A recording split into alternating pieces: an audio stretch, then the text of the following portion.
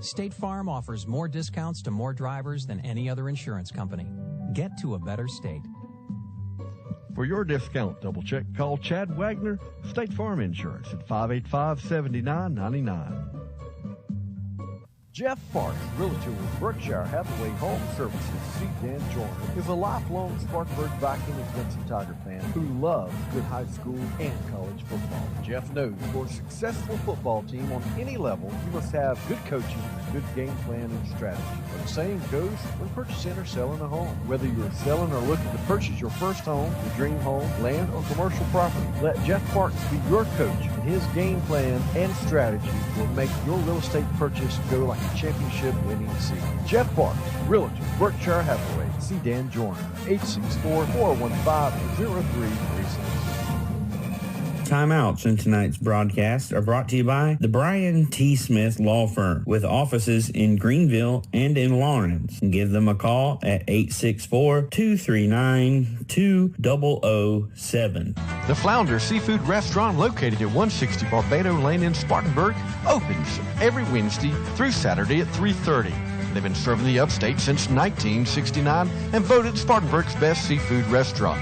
Everything at the Flounder is fresh and homemade, from our specialty stews to our famous hash to our signature flounder. And don't forget, they have a very diverse menu. Visit the website at theflounderfishcamp.com. Come visit the Flounder, where there is a line, but it moves quickly. The Flounder, 160 Barbado Lane. Give them a call, 576-3165. State Farm, this is Jessica. Hey, Jessica, Jerry Newman. Does State Farm offer more discounts to more drivers? Yep, like the good driver discount. Wow, so it's a discount for good but not great drivers. No, Jerry. That one's for drivers without a speeding ticket or at-fault accident in the last 3 years. Well, I'm out. Moving on. Well, there's also the multi-line discount. For calling from multiple lines while driving. No, Jerry, people should never use a phone while driving. It's when you combine policies like auto, home, and life. We also have accident-free discounts. You give people one free accident? Oh, Jerry, maybe you should just tell your friends to call a State Farm agent for a discount double check. It's fast, easy, and you can save a lot of money. I'm calling all my friends now. Not from your car, I hope. Don't worry, I was already stuck in a ditch. State Farm offers more discounts to more drivers than any other insurance company. Get to a better state. For your discount double check, call Chad Wagner, State Farm Insurance at 585-7999. Out of Town Scoreboard brought to you by Hull's Hideaway Restaurant, Monterey, Virginia. With fall just around the corner, our good friends at Boiling Springs Fire Department suggest it's a good time to remind you that all homes should have working smoke alarms. Put smoke alarms on every floor of your home, including the basement. Also, you should have a smoke alarm in every bedroom and in the hallway outside of each sleeping area. That fire safety message brought to you by the Boiling Springs Fire Department in Boiling Springs, South Carolina. All first downs in tonight's broadcast brought to you by the Flounder Seafood Restaurant, 160 Barbado Lane in Spartanburg, 576-3165. State Farm, Kathy here. Hey, it's Mike. My team just pulled off the biggest upset ever. Nice, Mike. And some fans are getting crazy. They even flipped over a car. Whoa. Turns out it's my car, though. Oh. But I don't want to be upset right now. I want to know State Farm's going to take care of this, right? We got you covered, Mike. Yes! Woo! Go with the one that's here to help life go right. State Farm. Contact your local State Farm agent today. That's Chad Wagner at 864-585-7999. That's 585-7999. Or visit him at 1074 Asheville Highway in Spartanburg. Like a good neighbor, Chad Wagner and State Farm are there. Discounts may vary from state to state. Tonight's Extra Points are brought to you by Smart Tech Consulting. Give them a call at 864-641-4209 or visit their website at smarttechpc.com. Are you looking to buy or sell a home here in the Upstate? Then give Realtor Jeff Parks of Brookshire Hathaway Home Services with C. Dan Joyner a call. Let Jeff put his real estate knowledge and experience to work for you so you can find the right house to fit your needs and your budget. Jeff says from our very first meeting till the final closing, he is there to provide you with the best in-class service to help you buy or sell a home. He's equipped with the finest tools and technology, and he'll guide you through the real estate transaction every step of the way. Give Jeff Parks a call at 864-415-0336. That's Jeff Parks, Realtor with the Brookshire Hathaway Home Services, C. Dan Joyner. Second quarter brought to you by the Bowling Springs Fire and Rescue, reminding you to always check your smoke detectors. Bowling Springs Fire and Rescue, located 186 Rainbow Lake Road, Bowling Springs, 864-578-6200. Hub City Martial Arts, located at 13,021 Asheville Highway, Inman, specializes in Brazilian Jiu-Jitsu. Instructors Joseph Brackett and Matthew Legg have over 30 years experience in martial arts. Coach Brackett has over 20 years in karate and Coach Legg over 12 years in Brazilian Jiu-Jitsu. See their website at hubcitymartialarts.com for information on the competition teams, tournaments to showcase your skills, and for more information about how you can get started in martial arts training today. Or stop by. Our hours of operation are Monday through Thursday, 3:30 p.m. to 9:30 p.m. Again, for more information, our website is hubcitymartialarts.com. That's Hub City Martial Arts, located at 13,021 Asheville Highway, Inman. Third quarter brought to you by the Inman Community Fire Department. Always plan ahead and have an escape plan in place and practice it with your family. For help developing an escape plan, give the Inman Community Fire Department a call at 864-472-3944. Welcome back to the Wings Etc. Wall of Flame Challenge. We've seen some pretty tough competitors come through here today, and most left crying. And don't forget, there was that one that had to be airlifted out when he actually caught fire. Our next contestant is Smokey, a rough and tough rider who's been all across America. 3-time winner of the Arizona Chili Chuck, National Wing Eating Champion 2 years running, and the only man to ever survive the fabled Tabasco, jalapeno, and wasabi pizza. Now he's here to try and make the Wings Etc. Wall of Flame. He's eaten 15 of the 16 wall sauce jumbo wings required to make the Wall of Flame. Here goes the final wing. It's up. It looks like he's got a great handle on it. And there it goes down the hatch. And oh my God! Oh my God! Oh no, we're going to need the fire department for this one. Are you man or woman enough to make the Wings Etc. Wall of Flame? Drop by and try their blazing hot habanero pepper wall sauce. It'll light you up.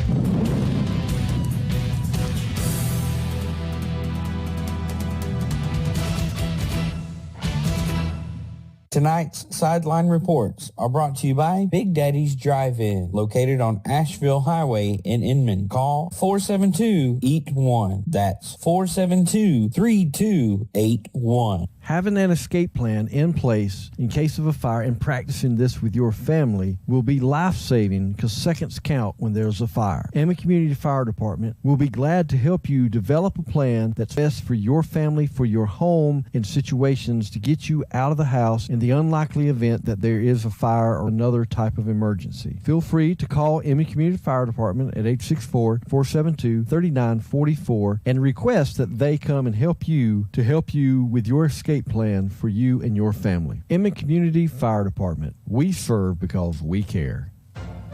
Jeff Parks, realtor with Berkshire Hathaway Home Services, C. Dan Joyner, is a lifelong Spartanburg Viking and Clemson Tiger fan who loves good high school and college football. Jeff knows for a successful football team on any level, you must have good coaching and a good game plan and strategy. Well, the same goes when purchasing or selling a home. Whether you're selling or looking to purchase your first home, your dream home, land, or commercial property, let Jeff Parks Tech Consultant for all your IT needs.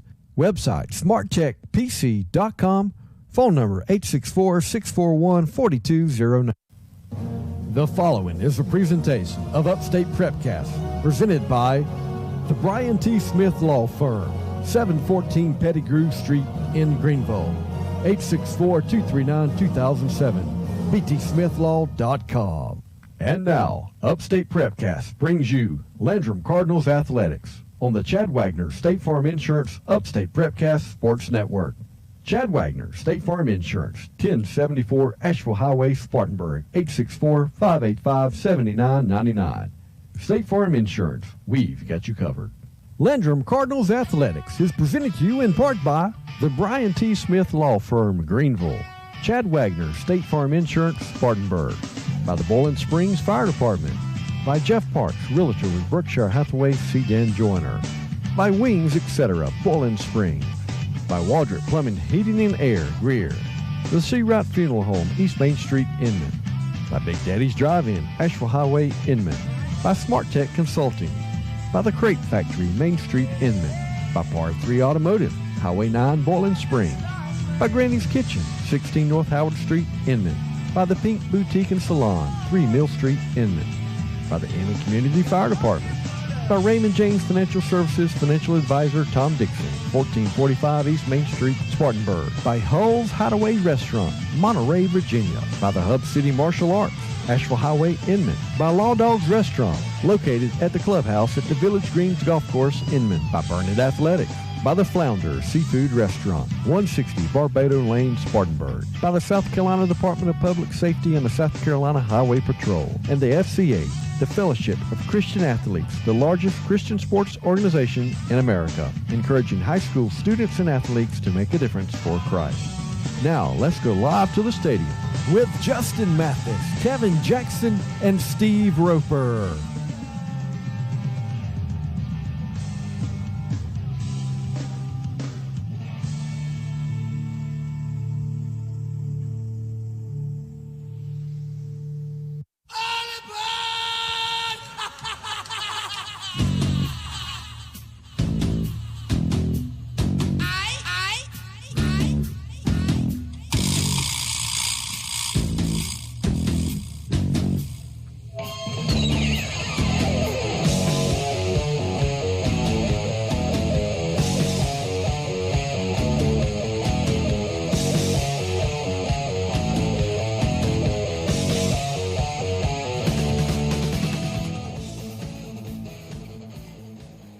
Welcome in to Royal Stadium on the campus of Broome High School here in Spartanburg, South Carolina, as we bring you in for another edition of Landrum Cardinals football and Upstate Prep-Cast.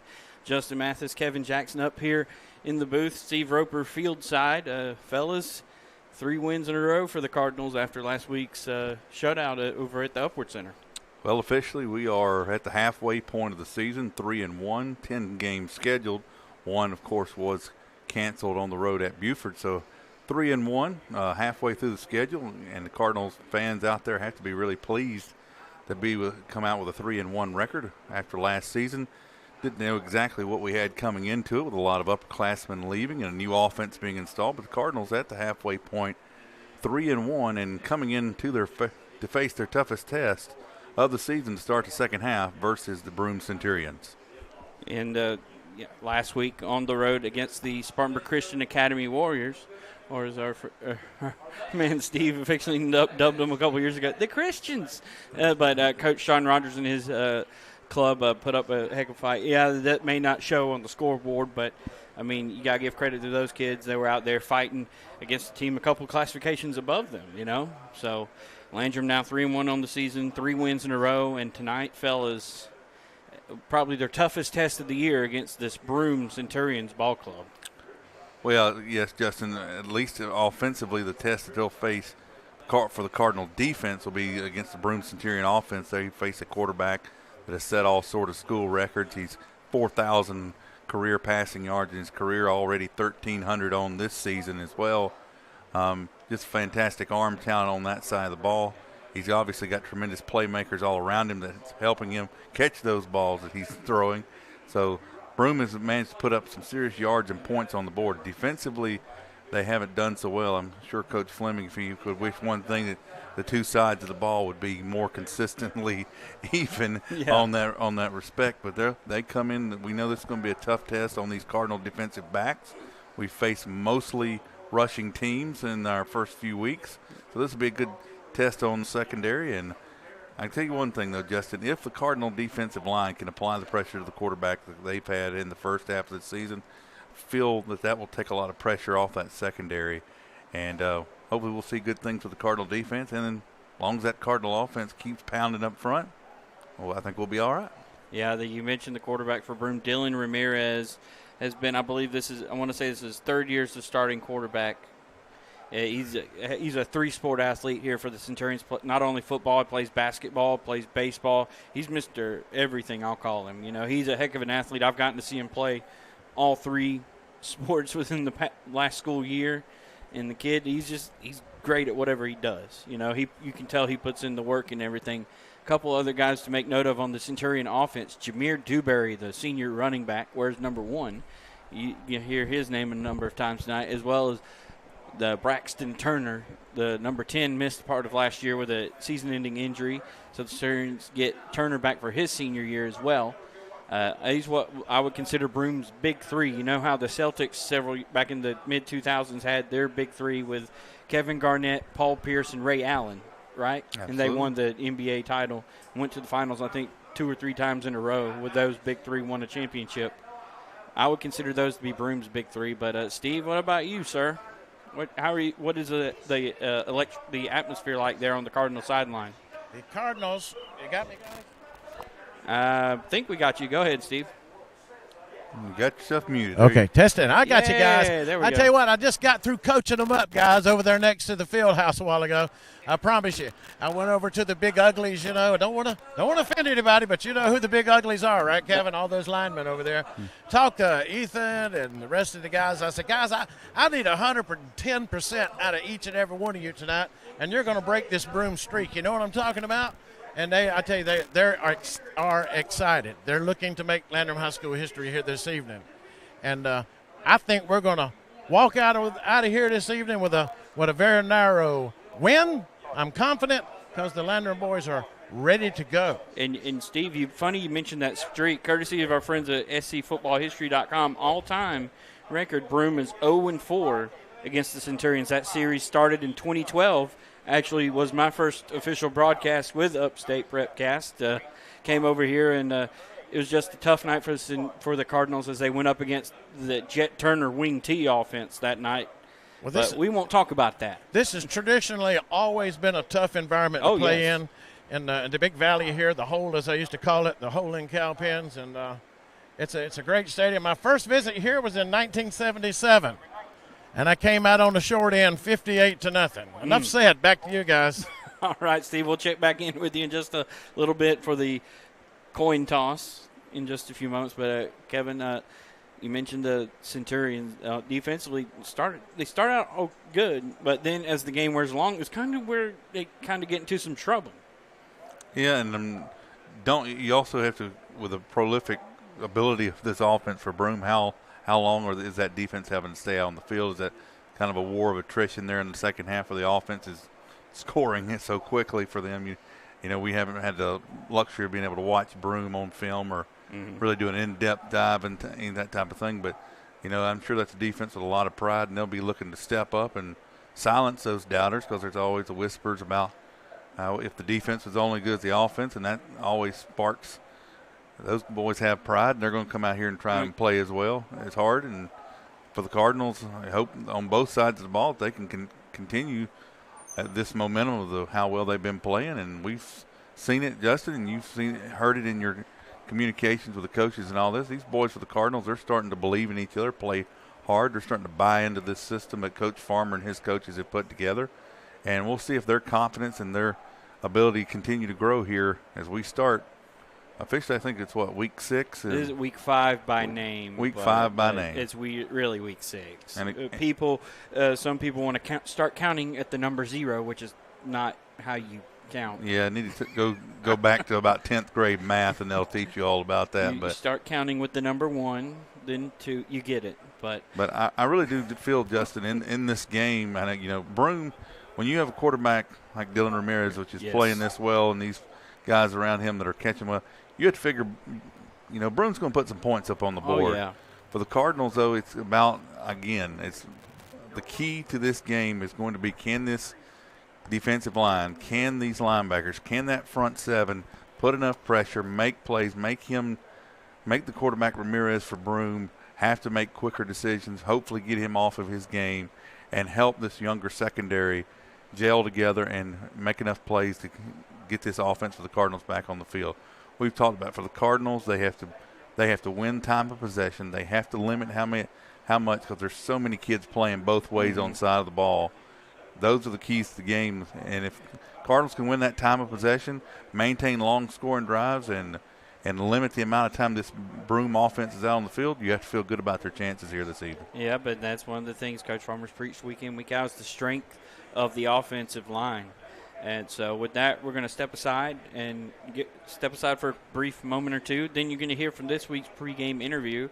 Pregame interviews this year the coaches' interviews this year brought to you by the Brian T. Smith Law Firm. Contact their office in Greenville 864-239-2007. Also, there's a funny note in this week's pregame interview.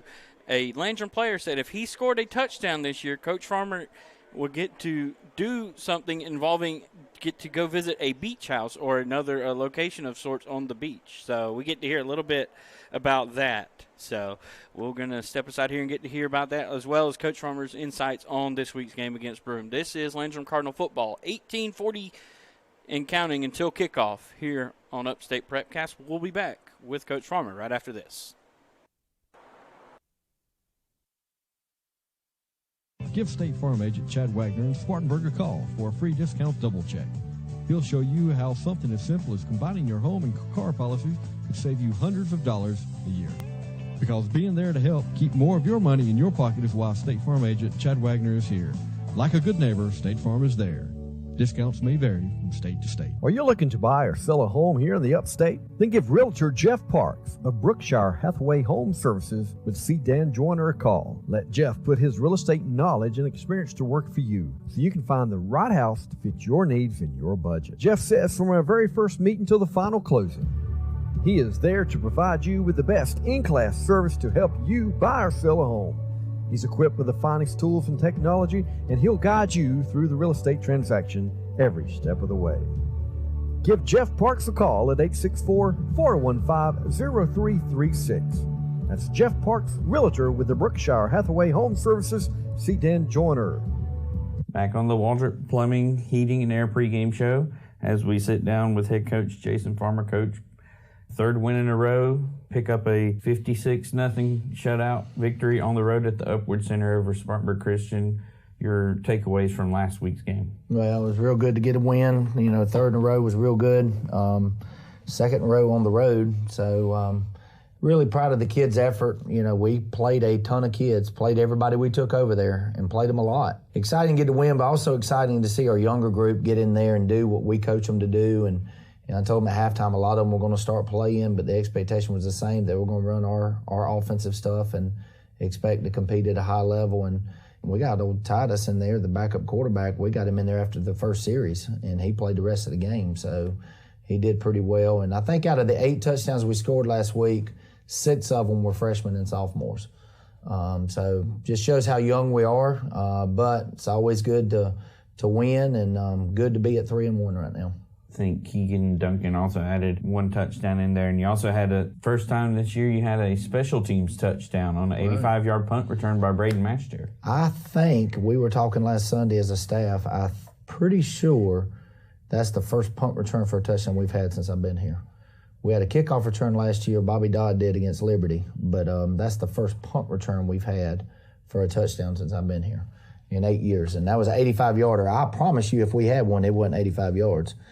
So, yeah, real proud of Braden. You know, we just put him back there just really last week, and he's able to get to the edge there, and, you know, really excited to see him get in the end zone. Another sophomore.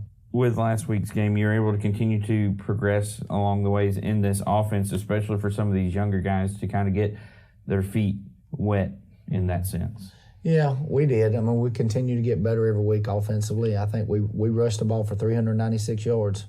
Didn't throw a pass, didn't attempt one, didn't need to. You know, we kind of did our base stuff and, you know, get better at our base stuff was what we tried to do, and we didn't really need to do anymore. And so just like I said, it was a good time to improve, and we did just that.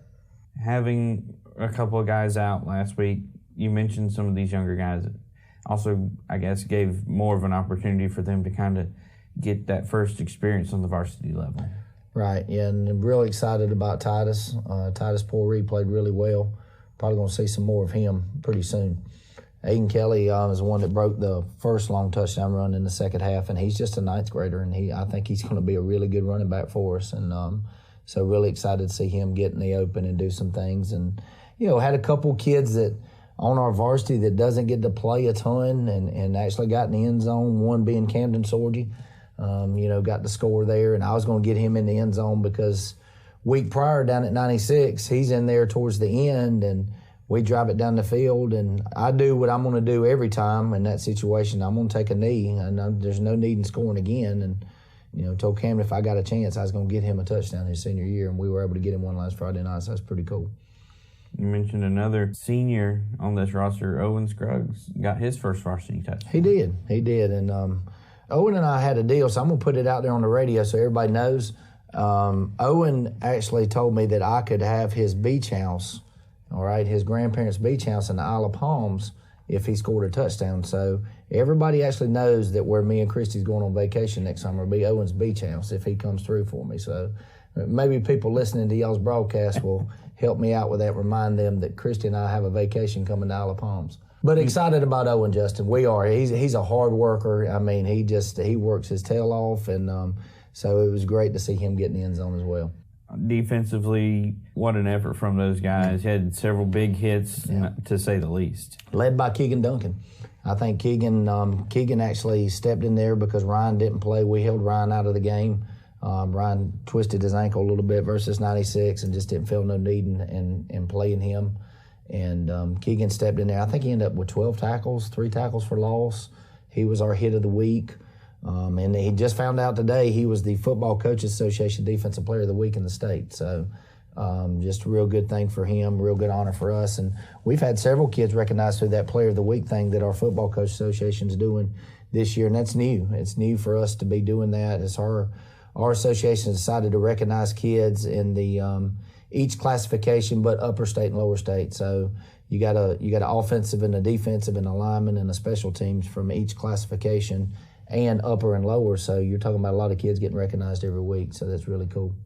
Funny you mentioned Ryan. Even though he wasn't playing, I happened to notice he was very active on the sidelines, whether it was paying attention to the play calls or encouraging some of those younger guys. What does it mean to have that out there? Well, without a doubt, he's our strongest leader. He is our strongest leader. He is, I don't name team permanent captains, but if I was going to, Ryan Bunlett would be a team captain. So he is, he's kind of our coach on the field, especially defensively, making calls and things like that. So we kind of missed that last week. But he's also a kid that understands his role when he's not in there. Now, he didn't want to not miss. I mean, he wants to play football. But there just wasn't a need in risking injuring that ankle more with the big games we got coming up, especially one here tonight. Our players in hit of the week were, I believe it was Keegan Duncan on offense. Defense was Marco Gonzalez, and hit of the week was your kicker, Jake Blue. What were your awards there?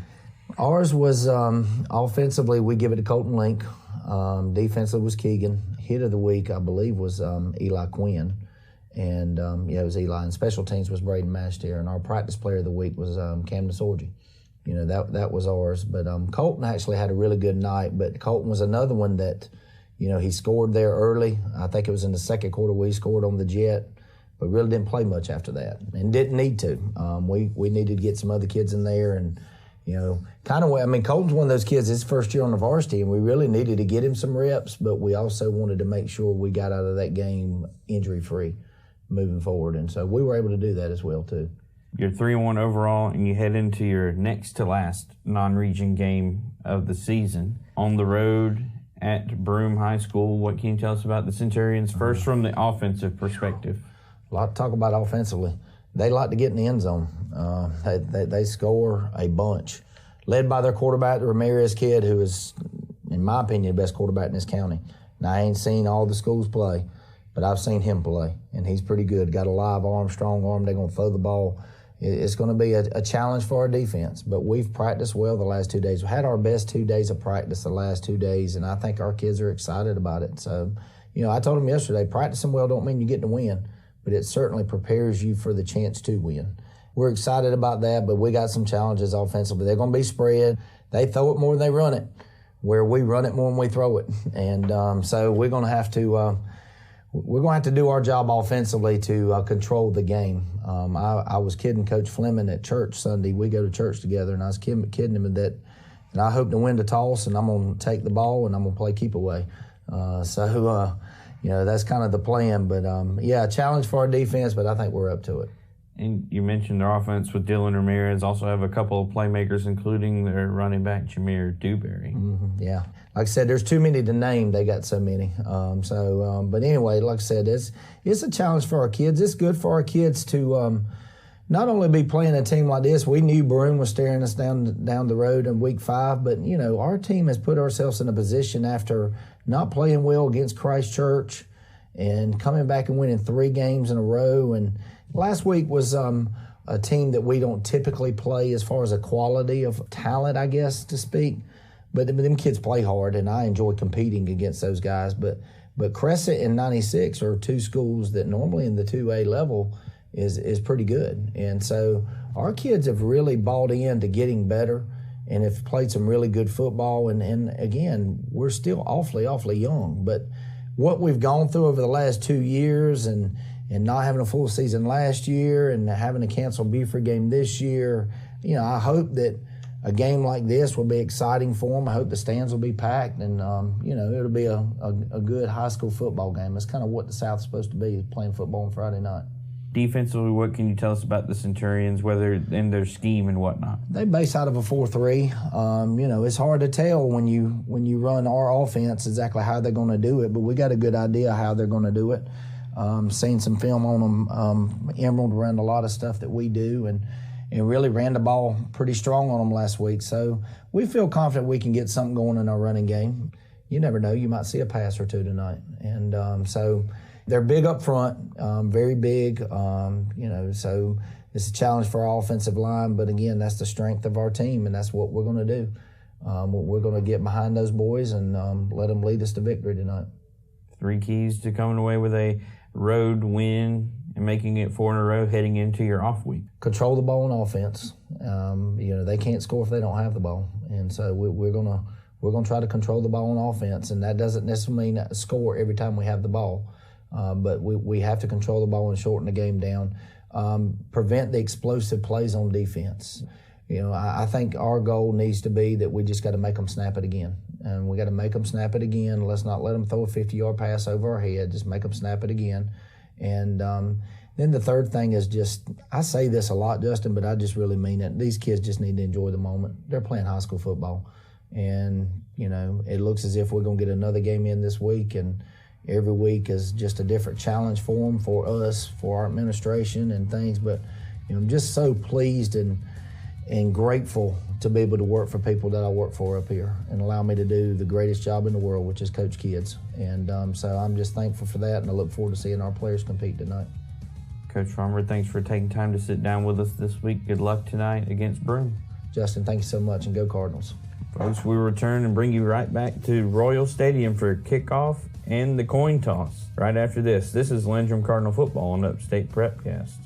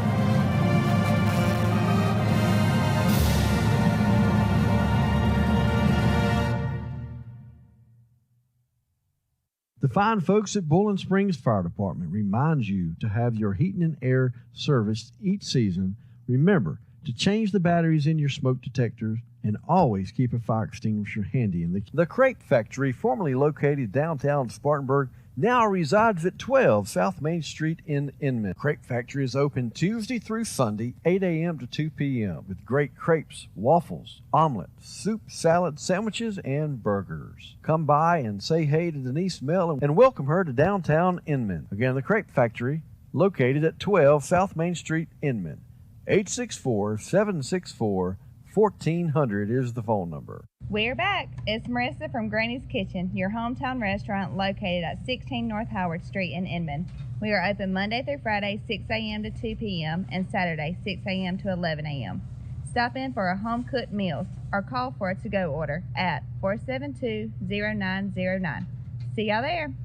That's Granny's Kitchen, a proud sponsor of the Upstate Prep-Cast. Penalties in tonight's game are brought to you.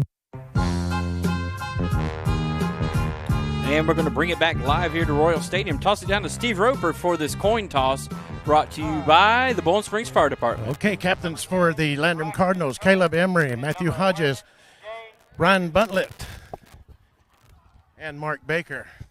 We'll get here behind the man with the white hat, and introductions are taking place. Let's see what we hear. Here we go. Sportsmanship starts right here, okay? White talks to white, blue talks to blue. We got any issues, we're going to come talk to y'all, hoping y'all take care of it. But hopefully, we're just here spectators like everybody else is, okay? Help me tonight, Mr. Spearman, Mr. Bolden, Mr. Scott, and Mr. New, the umpire's going to come help witness the coin toss. I've got an old silver dollar all the way from Possum Kingdom. Tails, heads, tails. I want you to call it loud enough for Mr. New to hear you. If I drop it, we're going to do this again. Yes, sir. Tails. Tails. It is a head.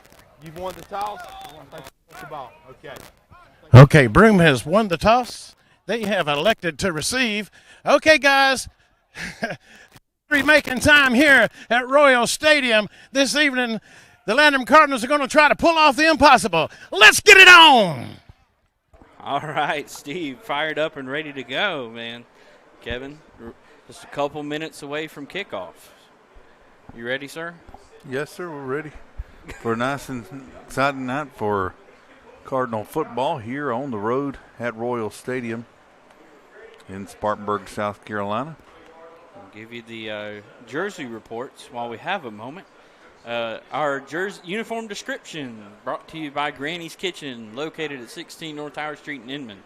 For Landrum, they're in their road white jerseys, white pants, black numerals with a red outline around the numerals, and the red Old English L on their black matte helmets. For Broome, in their home blue tops, blue pants, golden numerals with the white outline around them, golden domes, and a white stripe down each side of their pants.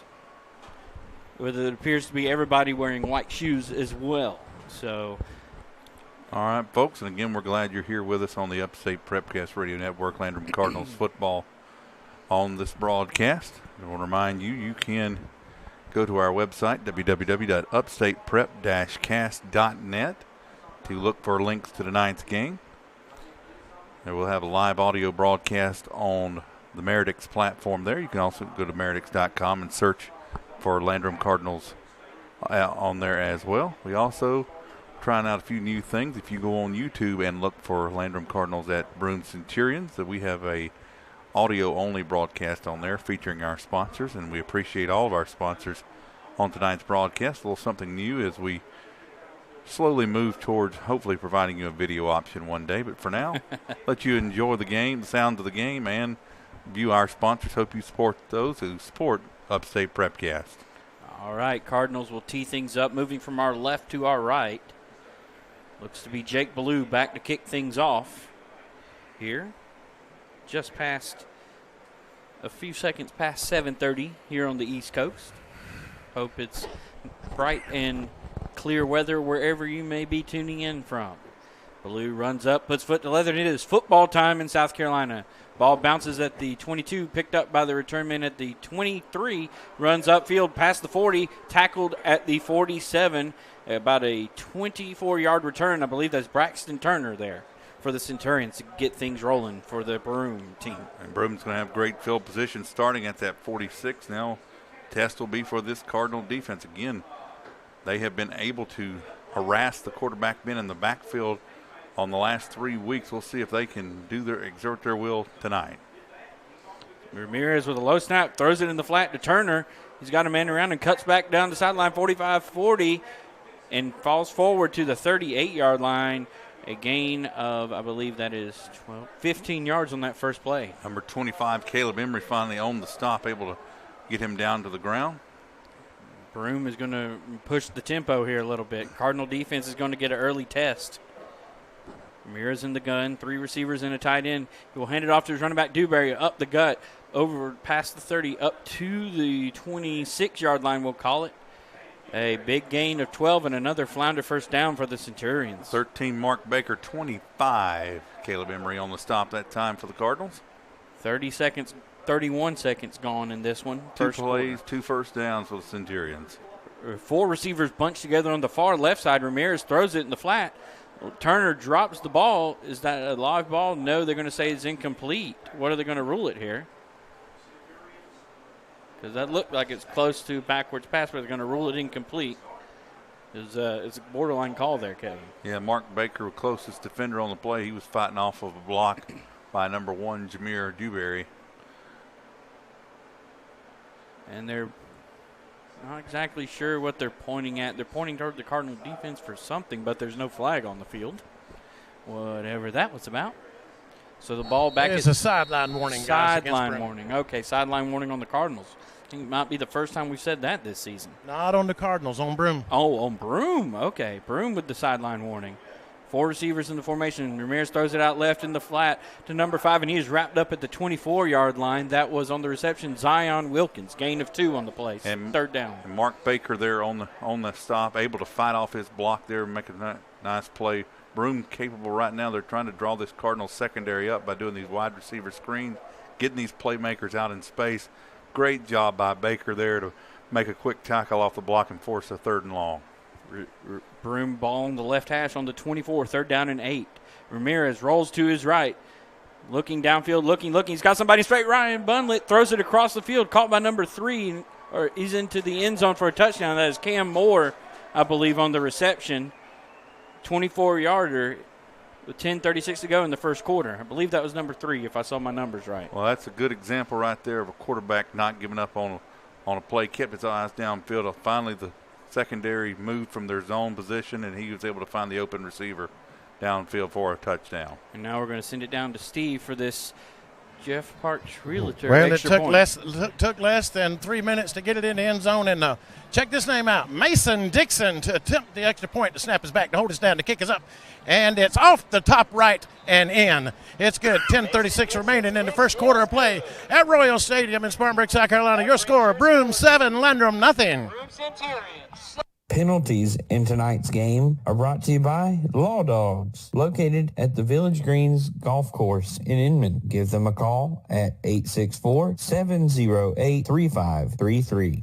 Hub City Martial Arts, located at 13,021 Asheville Highway, Inman, specializes in Brazilian Jiu-Jitsu. Instructors Joseph Brackett and Matthew Legg have over 30 years experience in martial arts. Coach Brackett has over 20 years in karate and Coach Legg over 12 years in Brazilian Jiu-Jitsu. See their website at hubcitymartialarts.com for information on the competition teams, tournaments to showcase your skills, and for more information about how you can get started in martial arts training today. Or stop by. Our hours of operation are Monday through Thursday, 3:30 p.m. to 9:30 p.m. Again, for more information, their website is hubcitymartialarts.com. That's Hub City Martial Arts, located at 13,021 Asheville Highway, Inman.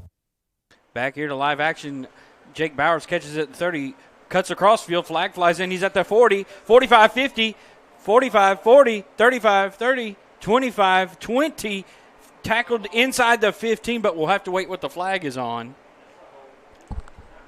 So we'll have to wait to see what it is, but I have a feeling that may be coming back. I think we've got a block in the back over there. Flag is at the Landrum 37, and they're already motioning that big kickoff return off or not. Here's your Broome's opening stats. 5 plays, 54 yards, 2 minutes and 34 seconds. Got to stop that. So far, our listeners at home, what happened there, Bowers came up and ran into the back of his blocker and then, of course, had to shift direction. And when he did that, I think we had a little bit of a hold there with a sudden change of direction. But, man, that would have been a beautiful way to respond had the play stood, right? Well, it's going to be 10 yards from the spot. So the Cardinals still will be, they're at the 27. They're not terrible field position there. Compared to the opponent's 15. Well, you're on the road. You got to adapt and Yeah. overcome. So 10-19 and the trick for the Cardinal offense here is you do not have to match the firepower of Broome. What you want to do, because we have so many two-way players on the defensive side, you've got to grind it out. You've got to eat up clock. You've got to keep that offense that you just saw off the field. So long, sustainable drives, what the Cardinals looking for. Pori in at quarterback, running in the hammer formation. He will toss it to the running back. He cuts upfield past the 35. Cross to the 39-yard line. That was Colton Link on the big little toss play there. A gain of 11 yards and a first down. Nick Chippy and Braxton Turner on the stop for Broome.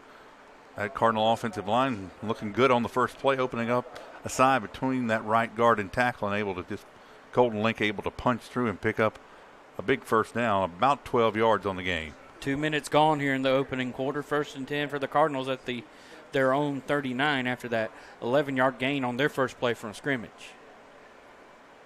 That, I believe, is a receiver lined out to the far side. Ball in the near hash, moving from our left to our right. Pori under center hands it off to Foster. Looked like there may have been too many men in motion, but Foster's wrapped up back at the 34, loss of 5. And I believe that's Coach Fleming with his arms out and is asking for the illegal shift there. And, yes, he definitely has a case. He would definitely had a case, and the Cardinals probably wish that he had gotten the call there on that. Number 1, Jameer Dewberry coming around as the defensive back on the right side on the left side of the Cardinal offensive line, sniffed that out and was able to fend off an arm, stretched out arm of the ball carrier there. So it'll be 2nd and 15 for the Cardinals from their own 34. Pori will toss it to the left wing, cuts up to the middle of the field. Gain of, we'll call it 3. Could not tell who that was on the carry. Hours on the carry. Thank you, Steve. It's kind of hard to tell from our angle sometimes when they're in the middle of a big group there. Gain of 3 on the play, 3rd down, and we'll call it 3rd down and 12. You need to get your mama to invest you in some binoculars here. I might have to do that over the weekend, man. Christmas is coming up here, about 3 months. It's be a little late. Well, I still have them for basketball and baseball. So Landrum in the hammer formation once again, 3rd and 13. Pori will toss it to Bowers. He throws it deep downfield. A pass intended for Foster. He was at the 44-yard line. Ball landed at the 49, so just 5 yards underthrown, and the Cardinals will have to punt this thing away. Well, that's a trick play there to the right side on a out route intended to Grayson Foster there, but there was double coverage there, and he never got his feet set to be able to get in. I like that play call, though. That's a good little play call. Fake out of the backfield with Bowers throwing the ball. Just didn't work. Yeah, really well covered by the Centurions defensively, and not able to get his feet set and get his shoulders squared to be able to get enough downfield on the throw. Ball is blocked to block punt. Broome will pick it up. No, they whiff on it. And now the return man gets it. He runs backwards to his own 47. Now there's another scrum for the football on the home side. Landrum saying they have it. And Broome obviously is going to say they have it. We'll wait to see who comes up with it. And what's the official call here? I believe it's going to be Centurion football. Ooh, because that play blew up quick. Well, both teams missed a big opportunity on that play. Broome had a guy there that could have picked it up and walked into the end zone essentially, and then the Cardinals could have fell on it as well. So both teams missing big opportunities there, but it's Broome football on Cardinal side of the field. Ramirez gets the shotgun snap. He pump fakes one guy, throws it to a receiver. More flag flies in at the 40, and we'll see what the flag is. And it may be pass interference. It's with the receiver down on the field like that. That's usually when he gets tackled down to the ground like that, possibly pass interference. So I don't know if it's just a spot foul or just straight up 15. We'll see what they say. An eligible receiver on the Centurions. Ooh. Wow. Okay. Yes. Ooh. Sometimes with these RPOs, the offensive lines don't exactly know if it's a run or a pass. That's the whole kind of point of it. And sometimes on a slow developing play like that, they tend to drift downfield, and that's where you see those penalties go into effect. 1st and 15 for the Centurions from their own 47. Ramirez with 3 receivers out to the right, 1 to the left. Pass across the middle, caught by Turner, cuts upfield 45, pushing his way close to the 40-yard line, down at the 41. We'll see. It is back inside the links of the chain, but it'll be a 2nd down and short. And we're seeing definitely right off the bat, Ramirez not afraid to throw the football. Quick and decisive arm.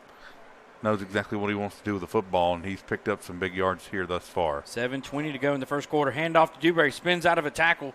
Cuts upfield. Tackled at the 35-yard line. Gain of 6 and enough for another flounder first down for Broome. Cardinal defender there in the backfield. Sometimes as a young defender, you want to go and try and make the big hit. Maybe they were even trying to mess with the exchanger, trying to draw a fumble, but in this game already down 7, you've got to make sure that tackle to force them into a 3rd down. Ball carrier able to spin out and pick up a first down for the Centurions. Out-of-town scoreboard update coming up after this play. 7 minutes to go in the first quarter. Ramirez will hand it off to Dewberry on a low snap. Up the middle, 25-20, 15-10, 5, and that is going to be a 40-yard touchdown run. Or, no, what was that at? 31-yard line? Well, the scoreboard says 40. So we'll go with 40-yard touchdown run for I've got it on my pad here, 30 at the 37. 37, okay. 37 Thank you, Steve. Run, Broome into the end zone in 1, 2, 3. Make it 4 plays. They've used up just a little bit more than 3 minutes of the clock again. Just a simple inside zone. Yep, Mason Dixon comes in for the extra point with 6:53 remaining in the first quarter. Landrum trailing. High snap, gets it down on the tee, and it is good. 6 minutes, 53 seconds remaining here in the first quarter of play. The Landrum Cardinals are down 14-0. The Flounder Seafood Restaurant has been a landmark in Spartanburg since 1969. Located at 160 Barbado Lane in Spartanburg, near the interchange of I-85 and I-26. The Flounder has served millions of families for years and has been voted the Upstate's best seafood restaurant. The Flounder is open Wednesday through Saturday at 3:30, and although there may be a line, you get in and it does move quickly. Everything at the Flounder is fresh and homemade, from our many specialty stews to our famous hash, barbecue steaks, and chicken. Seafood items are a specialty with many different shrimp dishes and our signature Flounder, along with a wide variety of other seafood.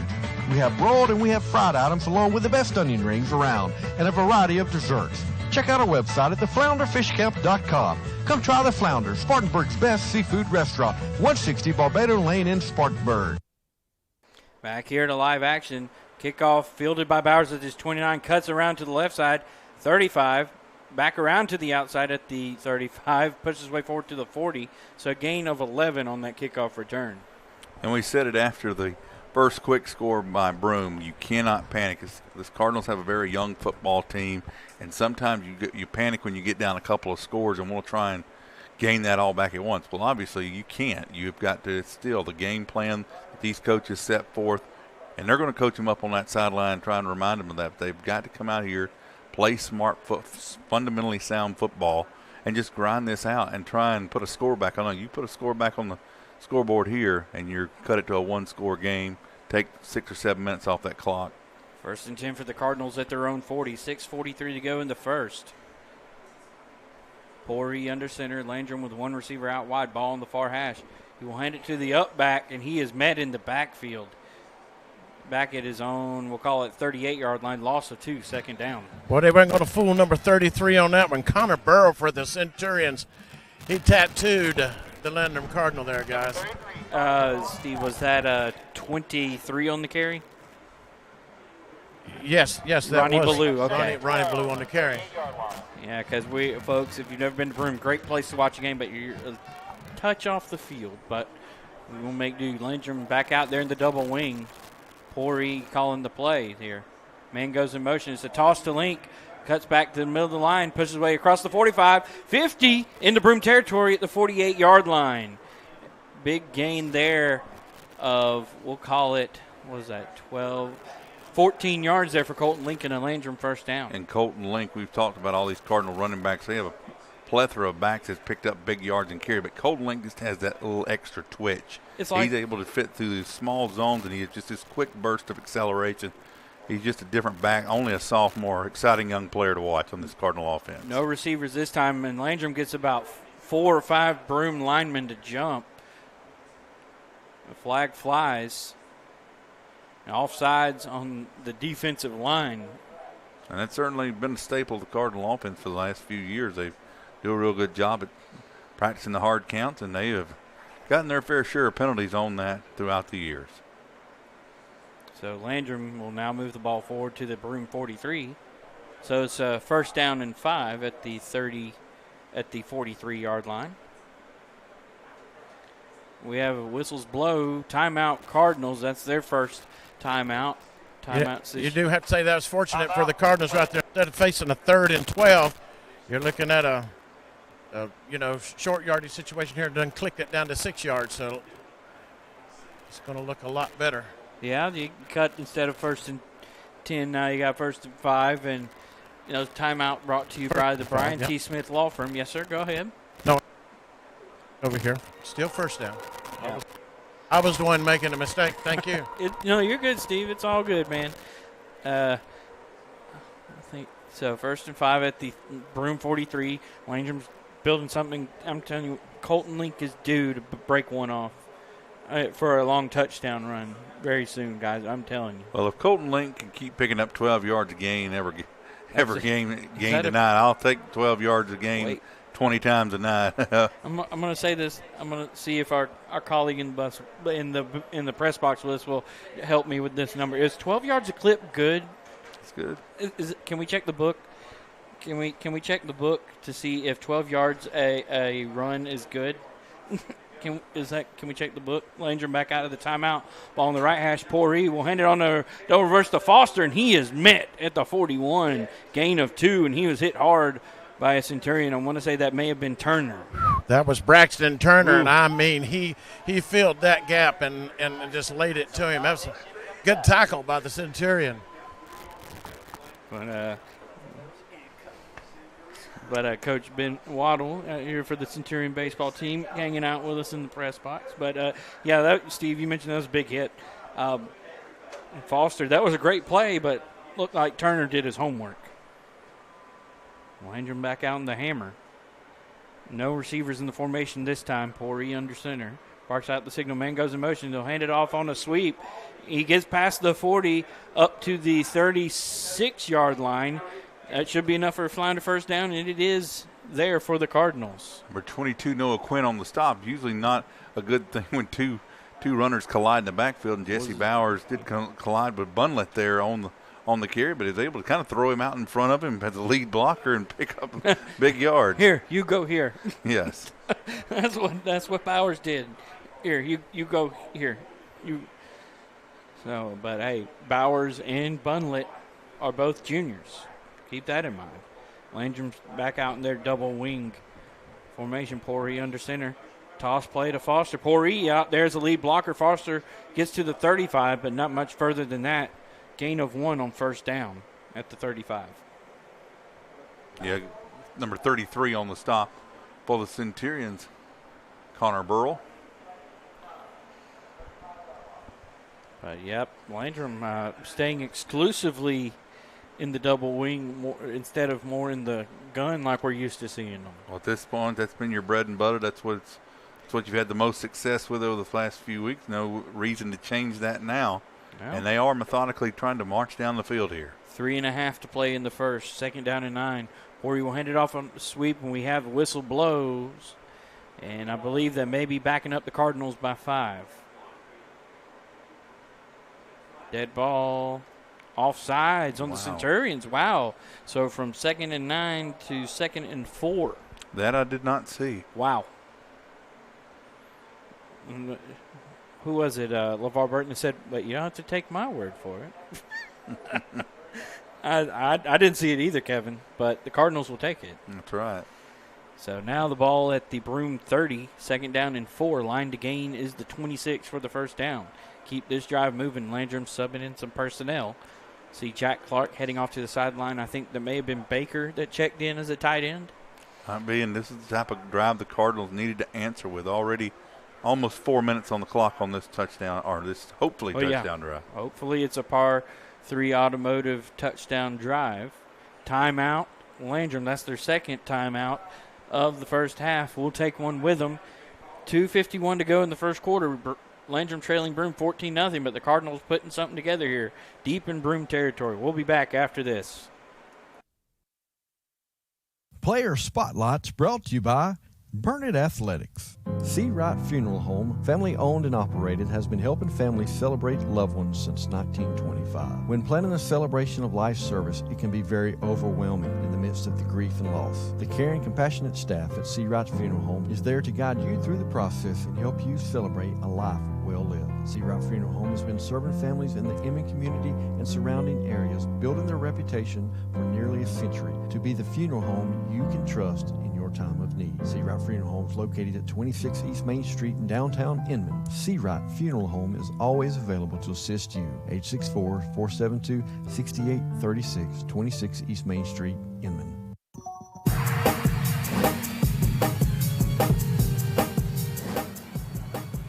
Back here to live action. Cardinals break the hub out of that timeout huddle. Have 2 receivers lined out to the far side. Handed off on double reverse to Colton Link. Cuts back outside across the 30. He is met hard at the 26 and pushed backwards. They'll give him forward progress to the 26. And I believe that should be enough for a first down. Clock stops with 2:40 to go. They're going to measure it.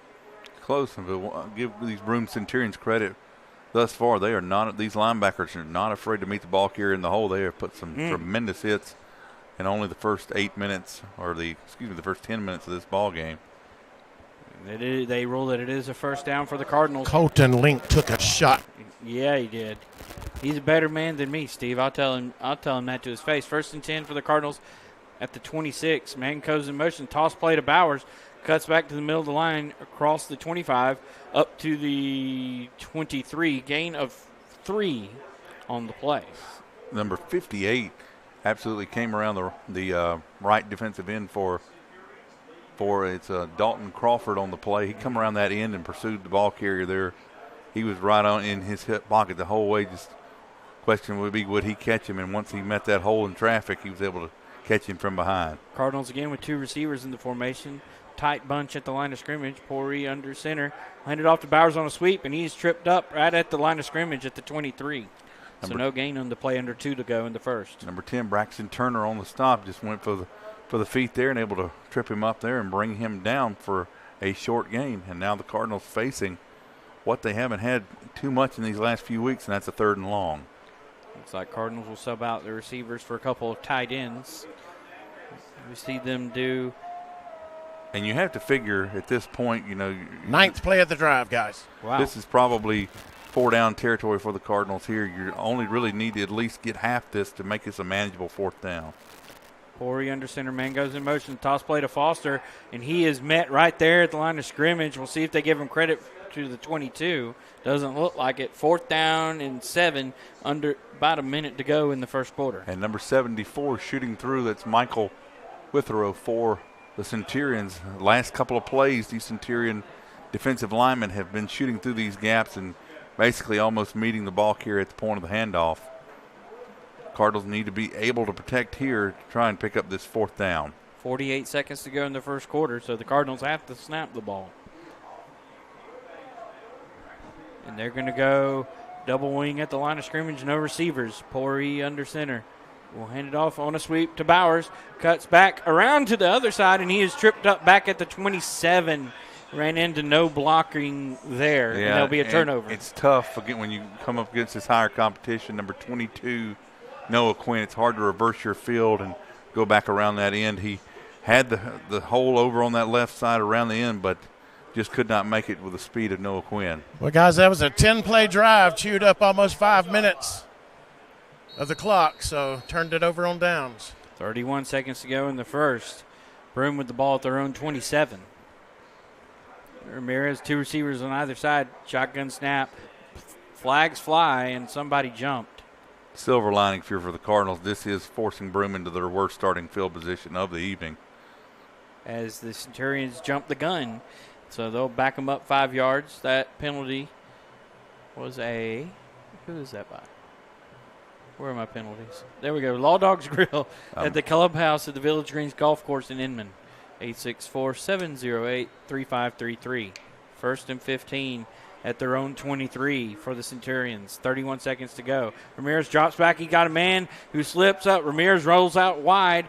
He's going to tuck it and run. He gains about 5, maybe a couple more out past the 30. They're going to mark him down at the 31-yard line. A gain of about, 8 yards there on that play. And as I expected there, with a 2-score lead and a hot hand, they were looking to go deep there and kind of put a dagger in this game. Cardinal defender able to miss that number there, but just able to come out and flush him out to the right. Defensive backs held their ground in the secondary and just flushed him out for only a 2-yard gain. Ronnie Blue took a hard shot over here on that play. Goodness, hope he's okay. He toughed it out. He's back in. There you go. 4 receiver set. Throw out in the flat to Wilkins. Cuts upfield 35-40 to the 45-yard line. Tackled by a couple of Cardinals there, including Beckett Driggers. 13 seconds ago. That's a big gain and a 14-yard gain for a first down. I have no idea why holding was not called there. Mark Baker literally tackled to the ground there. No call on the play. 10 seconds to go. Centurions may snap it. Not sure yet. 5 seconds. 4. Ramirez will snap it. Hand it off to Dewberry. Up the middle he goes to the 50. In the Landrum territory, 45. Tackled at the 40. So a 15-yard gain at the end of the first quarter for the Centurions has them in Cardinal territory at the 40-yard line as we bring it into this first quarter. Beckett Driggers in 23.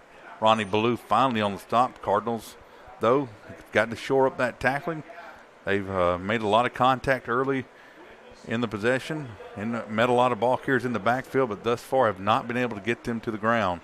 Something that's got to be improved to have a chance to stay in this football game. That first quarter brought to you by Kitchen 292 at the intersection of Highway 9 and 292 in the Lake Bowen area. Fresh food created when ordered only using the freshest food around. Tuesday through Saturday, 11 a.m. to 2 p.m. and 5 to 9 p.m. On Sundays from 11 a.m. to 3 p.m. Closed on Mondays. Call them at 864-707-5117. You can find them on Facebook or visit kitchen292.com. We'll be back after this with the second quarter. The fourth quarter brought to you by Jeff Parks, Realtor with Berkshire Hathaway Home Services. See Dan Joyner. Give them a call at 864-415-0336. State Farm, this is Bill. It finally got me, Bill.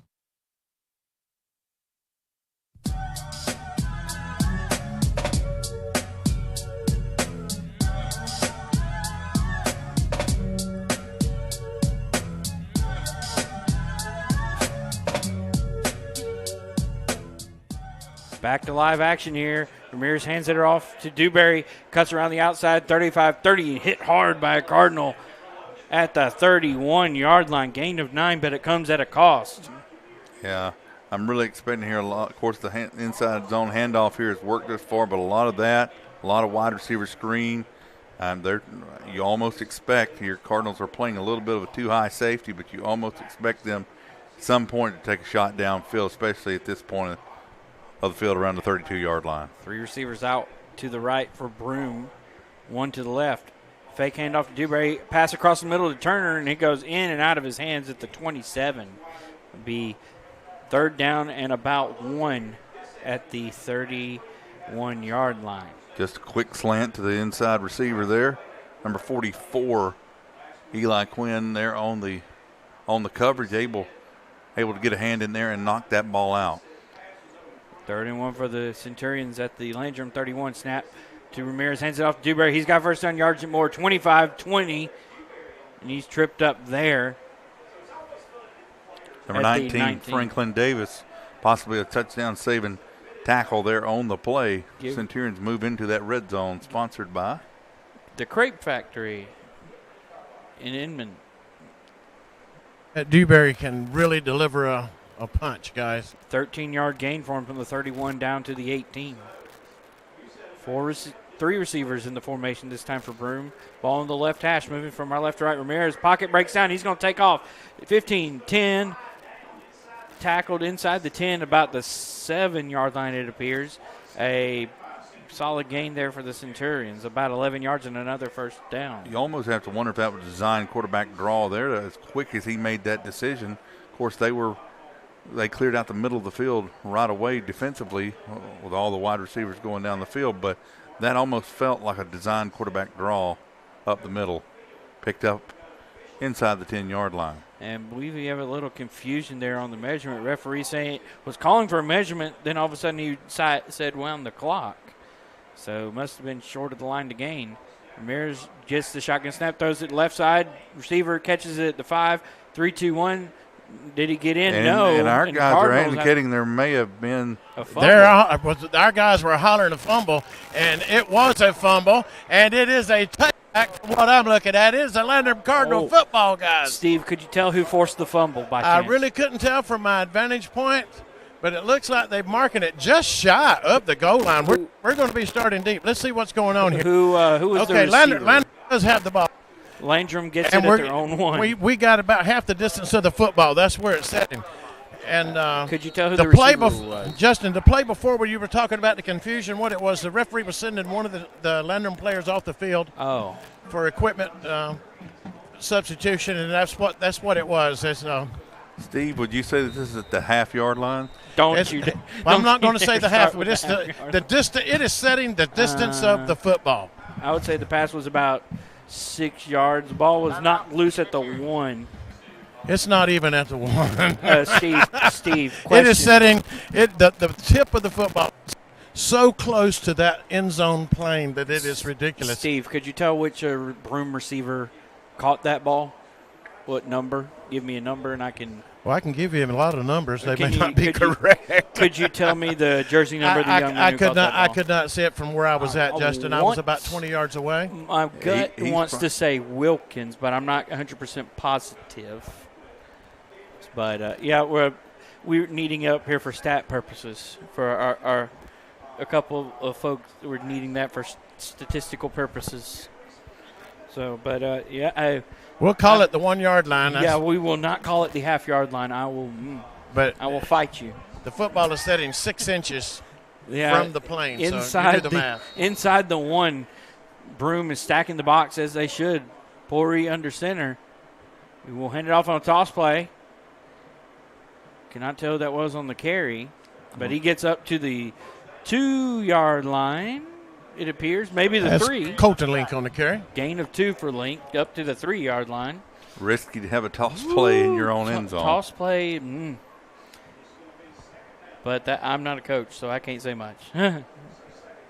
So 2nd and 8 for the Cardinals, but I do have somebody who will back me up in this half yard line fight. Steven, you know who I'm talking about. Who's in this press box tonight. He will back me up and go to war alongside me. Cardinals in the double wing. Corey will hand it off up the middle. Foster on the carry, nowhere to go. Yeah, he met at the line of scrimmage. A little confusion in the backfield there. The Cardinal running backs colliding again together and really stopped the momentum there. There was a hole there, but after the running backs collided back there, not able to do anything. And now deep in your own territory, you've got to just protect this football.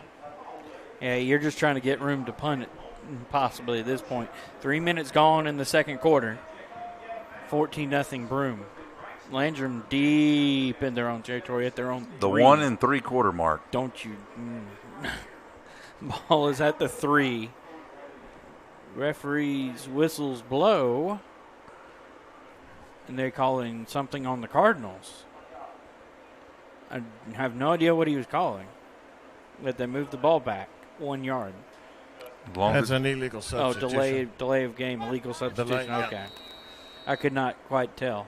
5-man front for Broome is really tough. Yeah, some meat up there. One of those guys is Key Anthony Stringer, whose older brother Zeke is a starting defensive lineman at North Greenville. Bowers with the toss play, cuts upfield at the 5. Ball's loose. Who came up with it? Fumble, and number 9 comes out of the pile for the Broome Centurions. That is Nick Shippey. And Centurions will have it deep inside Landrum territory. Let's see where they're going to mark it officially at around the 11-yard line. The 11.5. Back to you, boys. Well, it's getting closer to Christmas, Justin, but we didn't want to exchange presents we here didn't. this early. So Giveth and taketh here, and the Cardinal defense being asked to step up again. Hopefully they can force another Centurion turnover here with 8:37 left in the first half. Shotgun snap. Ramirez will fake the dive. He'll hand it off to his sweep man, and he is pushed out of bounds at the 11. That was number 14 on the carry. Carlos Cohen back at the 11.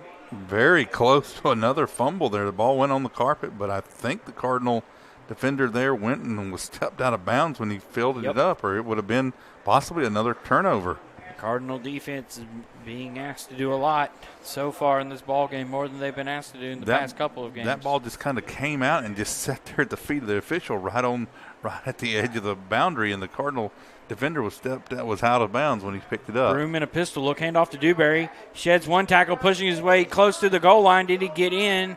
We'll see what they say. What do we say, Mr. Ref? They're going to say down at the 1. Gain of 10 on the play. And Dewberry is slow to get up off this turf, but I think he was just faking. You played possum on us, guys. Yeah, Beckett triggers there, right there. He fell right short of the goal line there, and he just kind of rolled his shoulders over, hoping that he was going. That would be enough to keep him out of the end zone there. First and goal for the Centurions at the Landrum 1. And the shotgun, 3 receivers and a tight end on this one. Hand off to Dewberry across the goal line. Touchdown Centurions. 7:56 to go until halftime. The Centurions extended out to a 3-score lead. And I think this Dewberry is one of the hardest runners we've seen all season.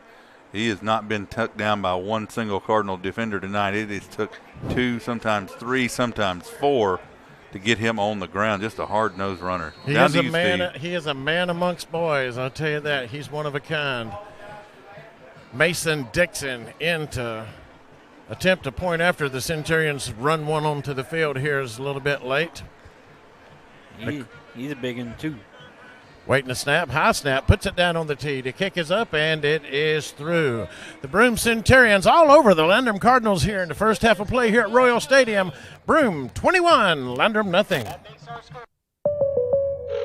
State Farm, this is Bill. It finally got me, Bill. What's that, Rick? The Clark Street crater, the mother of all potholes. Oh. Year after rim-wrecking year, it's tormented the people of this town. It got me good. But you know, State Farm's got you too. You hear that? You ain't nothing. You trash talking a pothole? Yes, I am. Go with the one that's here to help life go right. State Farm. Contact your local State Farm agent today. That's Chad Wagner at 864-585-7999. That's 585-7999. Or visit him at 1074 Asheville Highway in Spartanburg. Like a good neighbor, Chad Wagner and State Farm are there. Discounts may vary from state to state.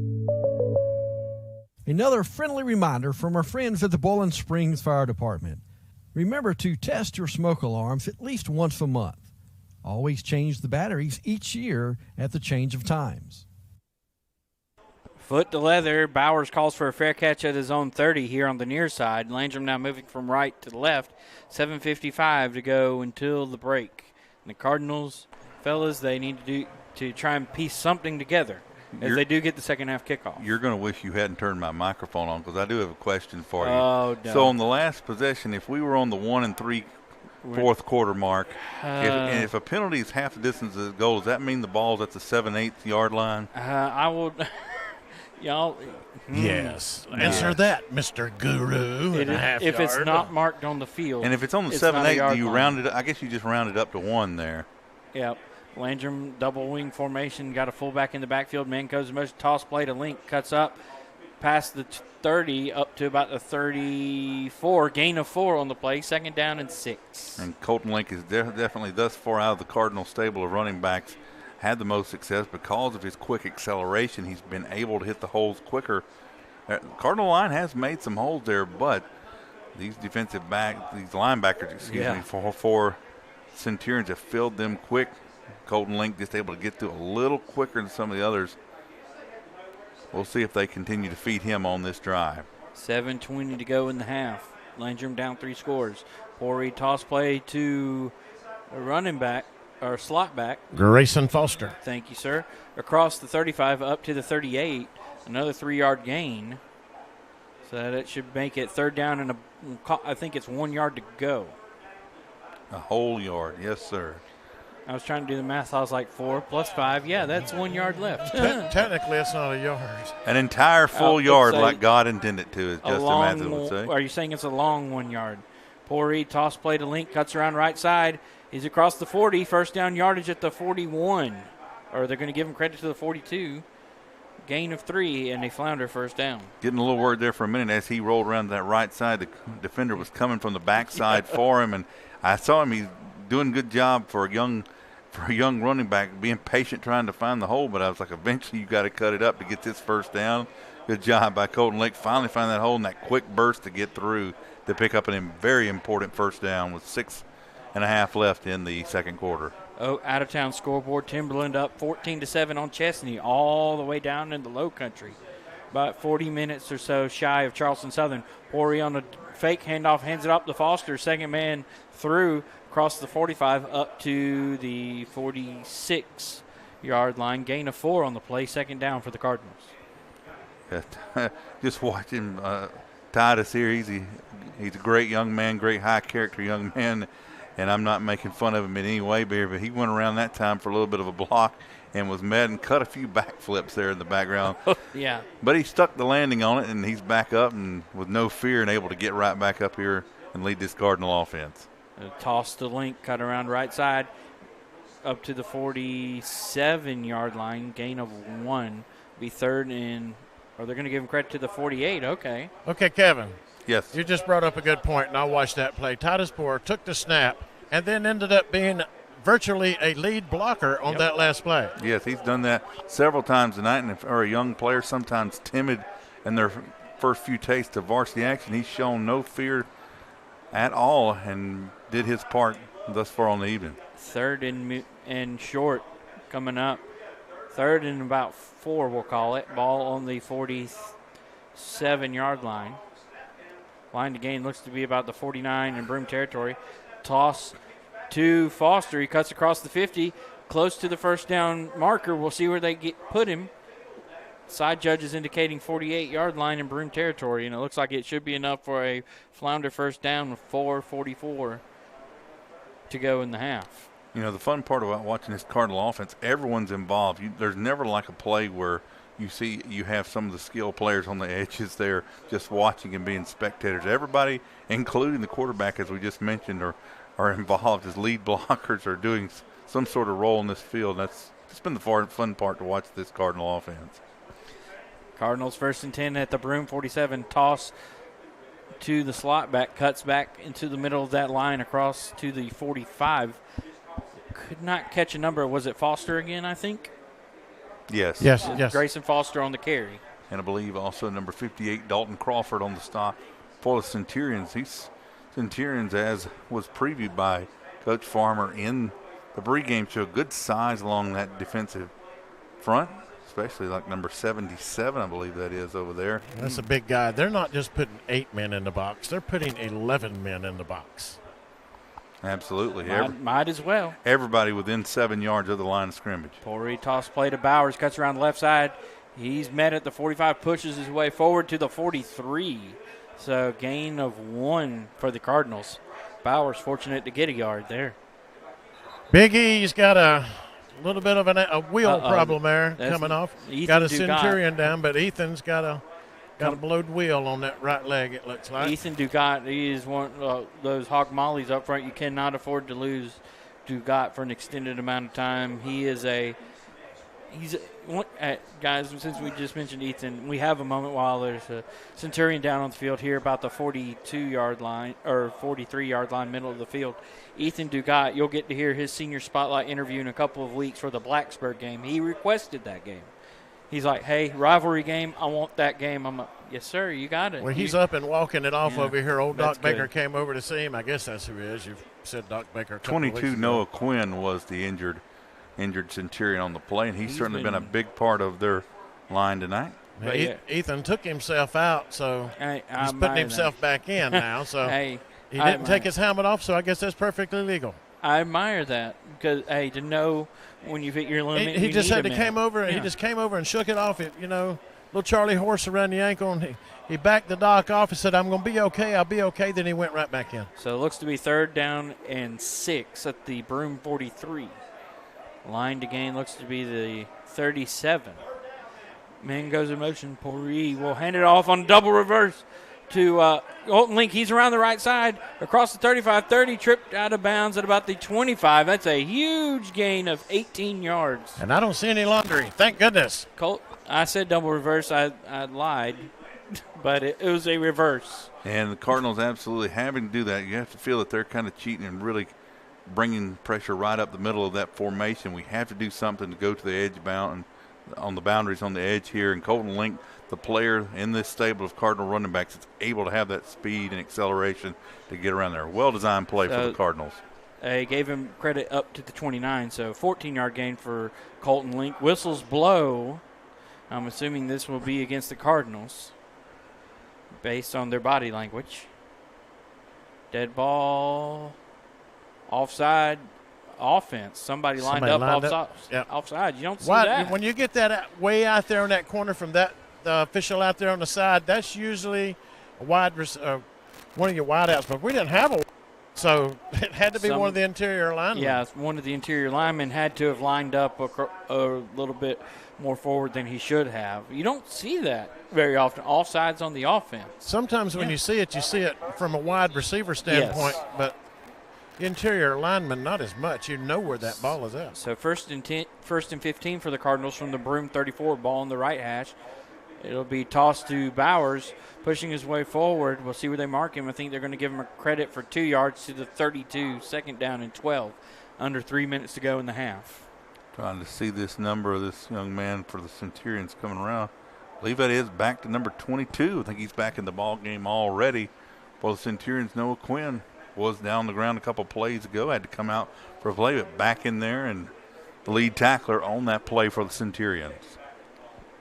Yeah, Quinn, we were told pregame by some folks that he was going to fly all over this field, and he's lived up to it. Man goes in motion on a delay. Colton Link up the middle, 25-20, 15-10, 5. There's a Cardinal in the end zone. Colton Link from 32 yards out puts the Cardinals on the board with 2:10 to go in the half. Hey, that's just a little trap play back to the left with the right side guards pulling misdirection. The Broome team is quick to react to that ball, all going to the right side of the field, and Colton Link just stuck it back around that left side, and he took it all the way. Good play. Okay, here we go with the extra point. Jake Ballew's going to try the extra point. Driggers will hold the high snap from Foster. It's down. It's up. And it is good. The Landrum Cardinals get on the board with 2 minutes and 10 seconds remaining in the first half of play here at Royal Stadium. Your score, Broome 21, Landrum 7. When it comes to wings, everyone knows size does matter, and no one knows it better than Wings Etc. Grill and Pub. Wings Etc. has the biggest, meatiest, award-winning jumbo wings in town. If you love wings and a whole menu of great food and drink options and tons of flat screens tuned into sports, we've got you covered. And now, when you can't eat here, order online for pickup at togo.wingsetc.com. It's fast, easy, and convenient. Wings Etc. Grill and Pub. Good food, great times, and online ordering at togo.wingsetc.com.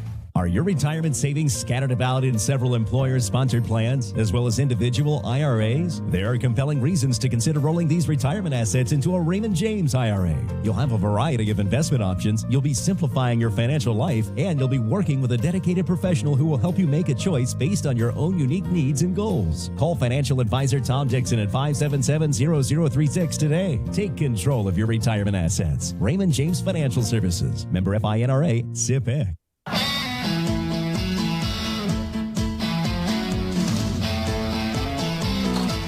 Step by step, the Cardinals have gotten themselves on the scoreboard. Fumble on the kickoff by the return man, picks it up at the 30, and he's pushed backwards by Eli Quinn, gives up his forward progress, and he's wrapped back up at his own 27. What a play there for the Cardinals. Hey, that was right out of WWE wrestling match there with Eli Quinn. Eli Quinn kept grabbing him. He kept spinning out of the tackle there, and Eli just kept, every time he'd spin out, just say, okay, come back here. It's like it's like Eli Quinn may have watched Eddie Guerrero matches a few times where he had the what they call it, the three amigos with the 3 consecutive suplexes. But anyway, shotgun snap to Ramirez. He fakes the handoff. He'll roll right side, out of bounds at the 30-yard line. Gain of 3 on the play. We got a penalty marker over next to me. We've got an illegal substitution. The Cardinals didn't quite get that man off the field in time. We had 12 guys out there. So the play is nullified by that illegal substitution. Yeah, I don't know how we have 12 guys on the first play of the possession. Well, I didn't like the way the Cardinals came to the line of scrimmage. They were dilly-doddling around. Broome had came to the line, and Landrum guys were just kind of standing around. Had too many out there. One's trying to come off the field. Got to pay attention over here, guys. Usually you'll see 12 men on the field after a long sustained drive, after the team picked up a first down or on third down, they moved more like a dime package. But on the first play of the drive, like you said, Steve, just got to pay a little more attention. Can't give 5 yards to these Centurions. And I don't know if I'm Centurions, if I would not have declined that. I think he picked up more on the carry than he. Well, he got to the 30, so he nets 2 yards on the play. And keeps it down. Yeah. 1st and 5 now, under minute 45 to go in the half. We got an official timeout over there. Official timeout. Clock stops with 1:45 on the nose. We'll see what's going on here. Could be some question as to where the spot of the ball was. The ball was on the 27. That's what he is pointing to. So gain +5, that's 32, yeah. So they got it right. The ball should be on the 32-yard line. So that's what they were figuring. And the clock winds now, 1:40 to go in the half. Ramirez, shotgun snap, rolls to his left, fires it across the middle, in and out of the hands of Wilkins at the 41-yard line. Had 2 Cardinals around him, but, man, that's a catch you got to make. Yeah, he may have heard the footsteps there. I believe number 2, Beckett Drickards, was coming from the secondary there, but really just hit him in the hands and not able to hold on. And now it will be second down.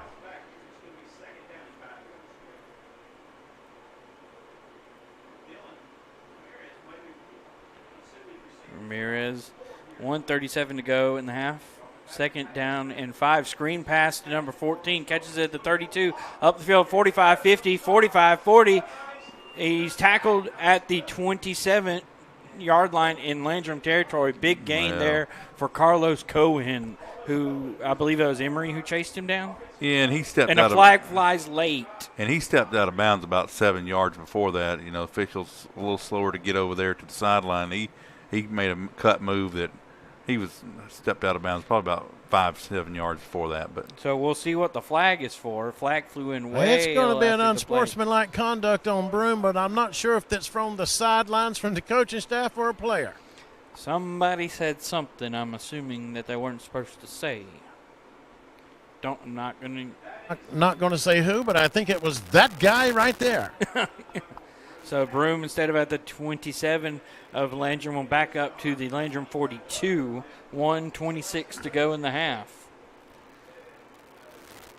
Well, it's not Christmas, not my birthday either, but I'll take any present we can get here on today. He's right. 1st and 10 for the Centurions there at the Landrum 42.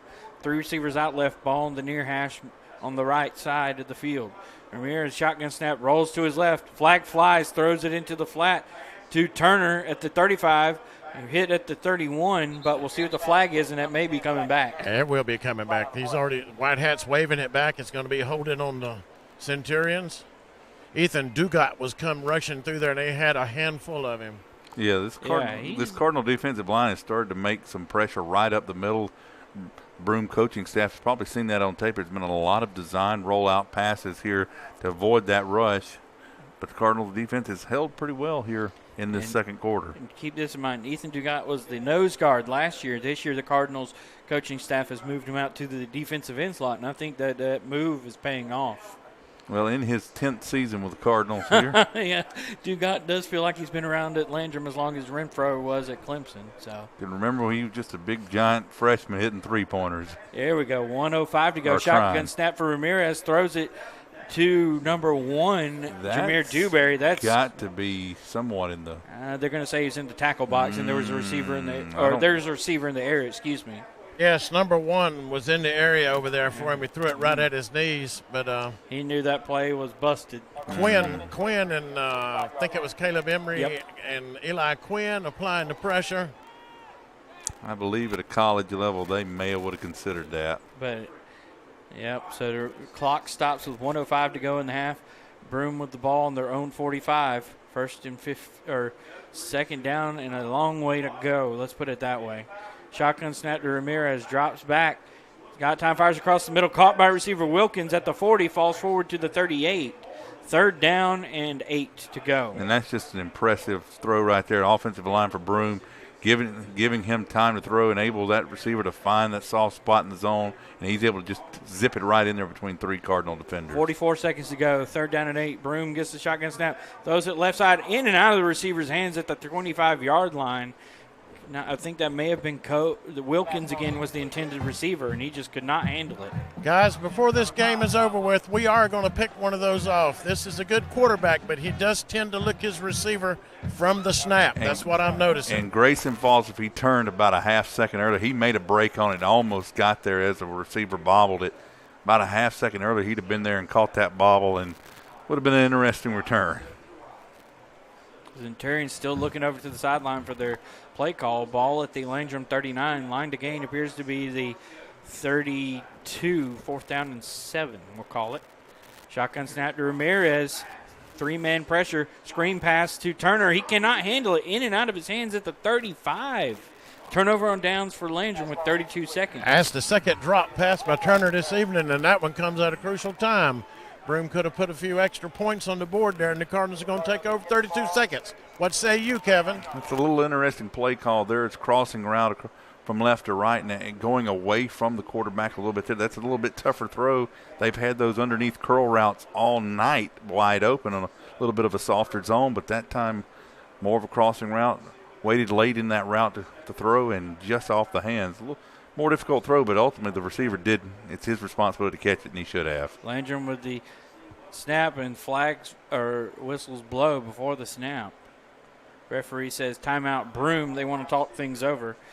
And boys, while we got a second, let's talk about what we got lined up for halftime. We got our senior spotlight, which is Owen Scruggs scored his first varsity touchdown last week in the win over Spartanburg Christian Academy. He's been playing football now for 2 seasons with the Cardinals. So kind of excited to hear about that, aren't you? Well, let me rephrase that. I interviewed him and 2 others last week before they scored some touchdowns. So looking forward to that right after the Cardinals in their time here in the first half. You can't imagine they may try and do one of those trap plays and see if they can spring Link. So you see Colton link up the middle there and see if they can spring him for a big run. But at this point, 21-7, you're giving up some big plays. Your defense is hardening up, though. You get the ball to start the second half. I think they may take one shot, hit it here with some sort of those trap plays to link like they did earlier in the game. And if not, you come back out and play good. Hopefully come out with a score in the second half and make this a ball game. That was Broome's second. Brian T. Smith alternate firm timeout with the Pori, and give to Colton Link. He's across the 45, 50, 45, 40, 35. Let's see where they mark him. They're going to mark him out of bounds. Where? Let's see where they're going to mark him. Looks to be the 39. Huge gain on first down. That's what, 21 yards? Wait, 5, 10, 15, 21 yards. It's finally good to feel like Tony Romo and actually predict a play and it happened, you know. It's like That's right. It's like I'll be announcing winning lottery numbers later on this evening. 23.8 seconds to go in the half. Broome had a man running off late, but they get him off in time. Handoff on the reverse to Foster. Cuts upfield at the 30. Got to get 25 out of bounds. Landrum's got one timeout. They're going to burn it. Have to. 15 seconds. It's enough for a first down by Grayson Foster. Got to the 25, gain of 14. And Landrum's going to burn their final. Brian T. Smith law firm timeout. And I'm not one to criticize officials. Side judge here was indicating that they did not pick it up initially, told the clock to run. I think that influenced Coach Farmer's decision to take that timeout. Had the chains had to reset and they could have come up and spiked it, I think he would have saved that final timeout. But just a little miscommunication there, and Cardinals take their final timeout. Now it's crucial. If you're not getting the first down, you've got to get out of bounds and to give yourself a shot here. Do they go back to that trap play? Do they send it back to the far side or cut it back here to the near side on the left? What do you think? Well, I almost think here they've got to be, if you had something to run as a decoy off of that, because they've got to expect Link at this point. Yep. if you had something you could go opposite direction and use him as a decoy, you could spring at least a good gain on this play. Pori under center, Landrum with the two wings. Will be a fake handoff to Bowers. Link gets it back inside the 25. He's pushed back. They're going to give him credit back to the line of scrimmage at the 26, and that should be the last play of the half. Yeah, not getting in enough of a hurry to get this spiked off here. They took their time. And Landrum tried to get back up to the line of scrimmage, Kevin, but about 2 seconds too late. Yeah, coming out of that timeout, you had to give your guys, tell him to be more aware, with a more sense of urgency. If he doesn't get the first down, doesn't get out of bounds, you've got to get up and be prepared there. And they've really, until about 3 seconds left, they were not in a hurry to get back on the ball. And but you still come away. It was an early 21-0 lead. You've played good defense. You finally got a score. You get the ball second half. You're able to move the football now. Have to feel like the Cardinals have some positive momentum on their side heading into halftime. And, folks, we're going to have a little bit of an extended halftime break because it is homecoming here at Broome High School, so we got about a 20-minute halftime. So you get to hear from some more of our fine sponsors. As soon as I can get I had our player interview. Give me just a second. I just had it somewhere over here. We're trying to get our commercials lined up. I thought I had them lined up here just a moment. Just bear with us. So just a moment, you're going to hear from Owen Scruggs. This week's Senior Spotlight brought to you by Burnett Athletics. So I'm going to try and get that lined up. We're going to step aside here for just a moment. We'll send you back out to break, and then you get to hear from Owen Scruggs. This at halftime, 21-7, Broome leads Landrum here at Royal Stadium. We'll be back.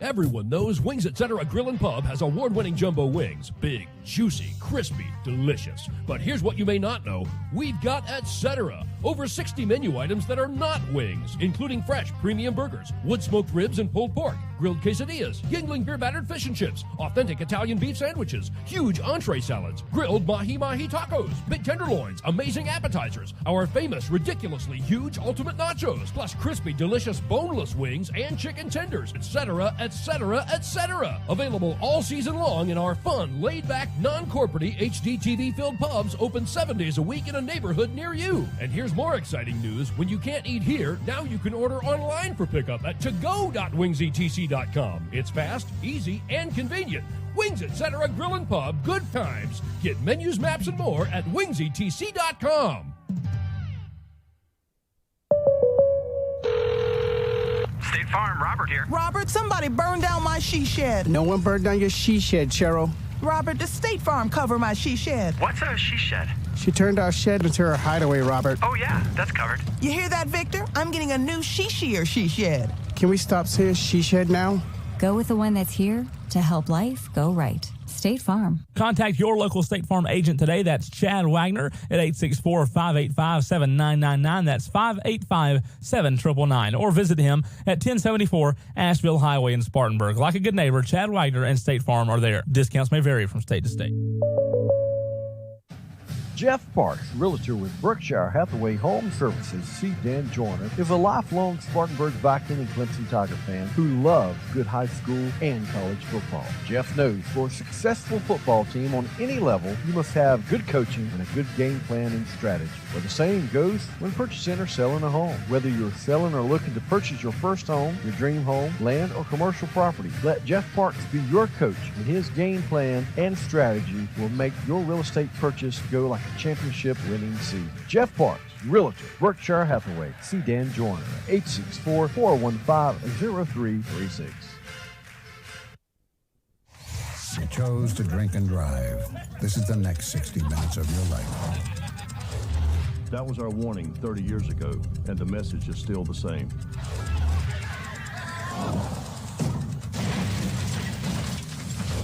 Never drink and drive. And if you suspect a drunk driver, call Star HP.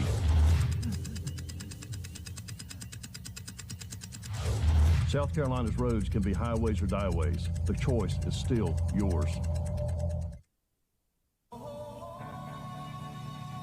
Hub City Martial Arts, located at 13,021 Asheville Highway, Inman, specializes in Brazilian Jiu-Jitsu. Instructors Joseph Brackett and Matthew Legg have over 30 years experience in martial arts.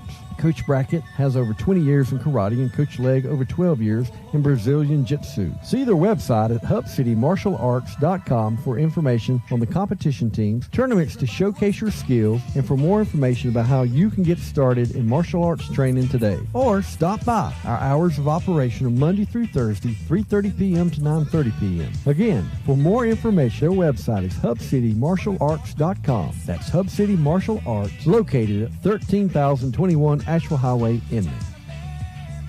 Who doesn't love being number one? When your team's dominating the standings, or your favorite band rocks the charts at number one, it feels good, right? Kind of like how it feels when you have auto insurance with State Farm. Because making you feel like number one is an honor your local State Farm agent takes seriously. Through the good times and not so good, your State Farm agent's proud to be here to help life go right. Contact your local State Farm agent today. That's Chad Wagner at 864-585-7999. That's 585-7999. Or visit him at 1074 Asheville Highway in Spartanburg. Like a good neighbor, Chad Wagner and State Farm are there. Discounts may vary from state to state. Tonight's halftime show is brought to you by State Farm agent Chad Wagner, located at 1074 Asheville Highway in Spartanburg. Like a good neighbor, Chad Wagner and State Farm are there. All fourth downs and punts brought to you by the Seawright Funeral Home, 26 Main Street, Inman. Fourth quarter brought to you by Realtor Jeff Park for the Brookshire Hathaway Home Services. See Dan Joyner. Whether you're looking for a new home or land to buy, big or small, give him a call, 864-415-0336. Halftime brought to you by the Chad Wagner State Farm Insurance, 585-7999 on the Asheville Highway in Spartanburg. For life, home, car insurance, and more, get a free quote from State Farm agent Chad Wagner. Tonight's pregame show is brought to you by Waldrop Plumbing, Heating and Air, located at 331 South Hemet Road in Greer. Call Waldrop.com. Here with this week's Senior Spotlight, brought to you by Burnett Athletics, joined now by Owen Scruggs. Owen, thanks for taking the time to talk with us, man. Of course, glad to be here. So how many years now have you been part of the Landrum football program? Just 2 years. In your couple of seasons here with Landrum, what have been some of your favorite memories so far?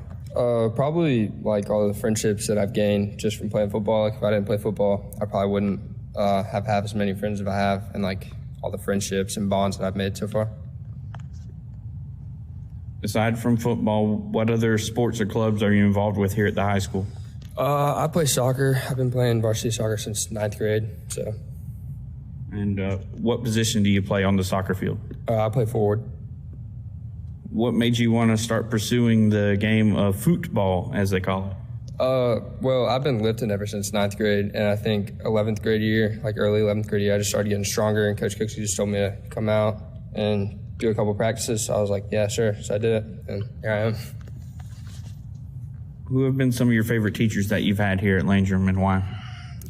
Definitely Miss Lee and Miss Roach are definitely up there. They've always been like just really nice, and whatever you need, they definitely help you out. And just like they're more than teachers. They're like your friends and your mentors too. What have been some of your favorite classes that you've taken so far? Definitely weightlifting is one of them. I'm gonna say my other one is English, because all the English teachers are just really nice. Once you graduate in May, what are some plans that you have moving forward? I'm hoping to go play some college soccer, and then hopefully like pursue my dream of being a travel nurse, traveling the country. What led you to want to pursue that profession? My mom's friend did it, and I just saw what she was doing. I saw her travel, and I saw how much money she made, and I really wanted to do it. Who have been some of the most influential people in your life, and why? I'd say number one is probably Coach Cooksey, because, I mean, I met him my, 9th grade year, and, I mean, we kind of had a rough start because I was just a freshman, and he didn't really know who I was, but we built a pretty good bond over the past 4 years, and I can definitely, tell him everything, tell him anything, and he'll just listen to me and give me advice and stuff like that. Well, Owen, thanks for taking time to talk with us for a few moments. Good luck tonight. Thank you.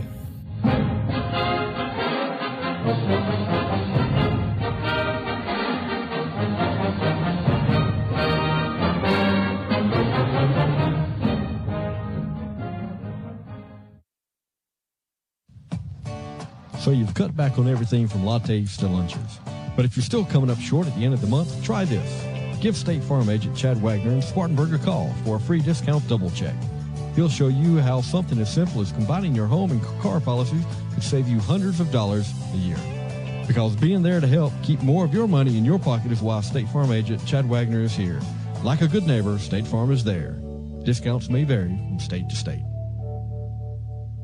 Our coaches' interviews brought to you by the Brian T. Smith Law Firm, Greenville, South Carolina, 864-239-2007. All third downs are brought to you by Jeff Parks Realtor with Berkshire Hathaway Home Services. See Dan Joyner. Call 864-415-0336. Since being admitted to the South Carolina Bar in 2005, Brian Smith, attorney at Brian T. Smith Law, has been helping victims of personal injury and vehicular accidents get the medical care and financial compensation they are entitled to. Brian and his associates have a commitment. We truly hope that you and your loved ones will never be involved in such an accident. But if you are, we would be pleased to speak with you about the facts of your case at no cost to you. At Brian T. Smith Law Firm, we will provide you with a straightforward evaluation of your legal options and suggest the best way to proceed. Office is located at 714 Pettigrew Street in Greenville, just off 385 and Lawrence Road. Contact them at 864-239-2007 or at btsmithlaw.com. Kickoffs in tonight's broadcast brought to you by Hub City Martial Art,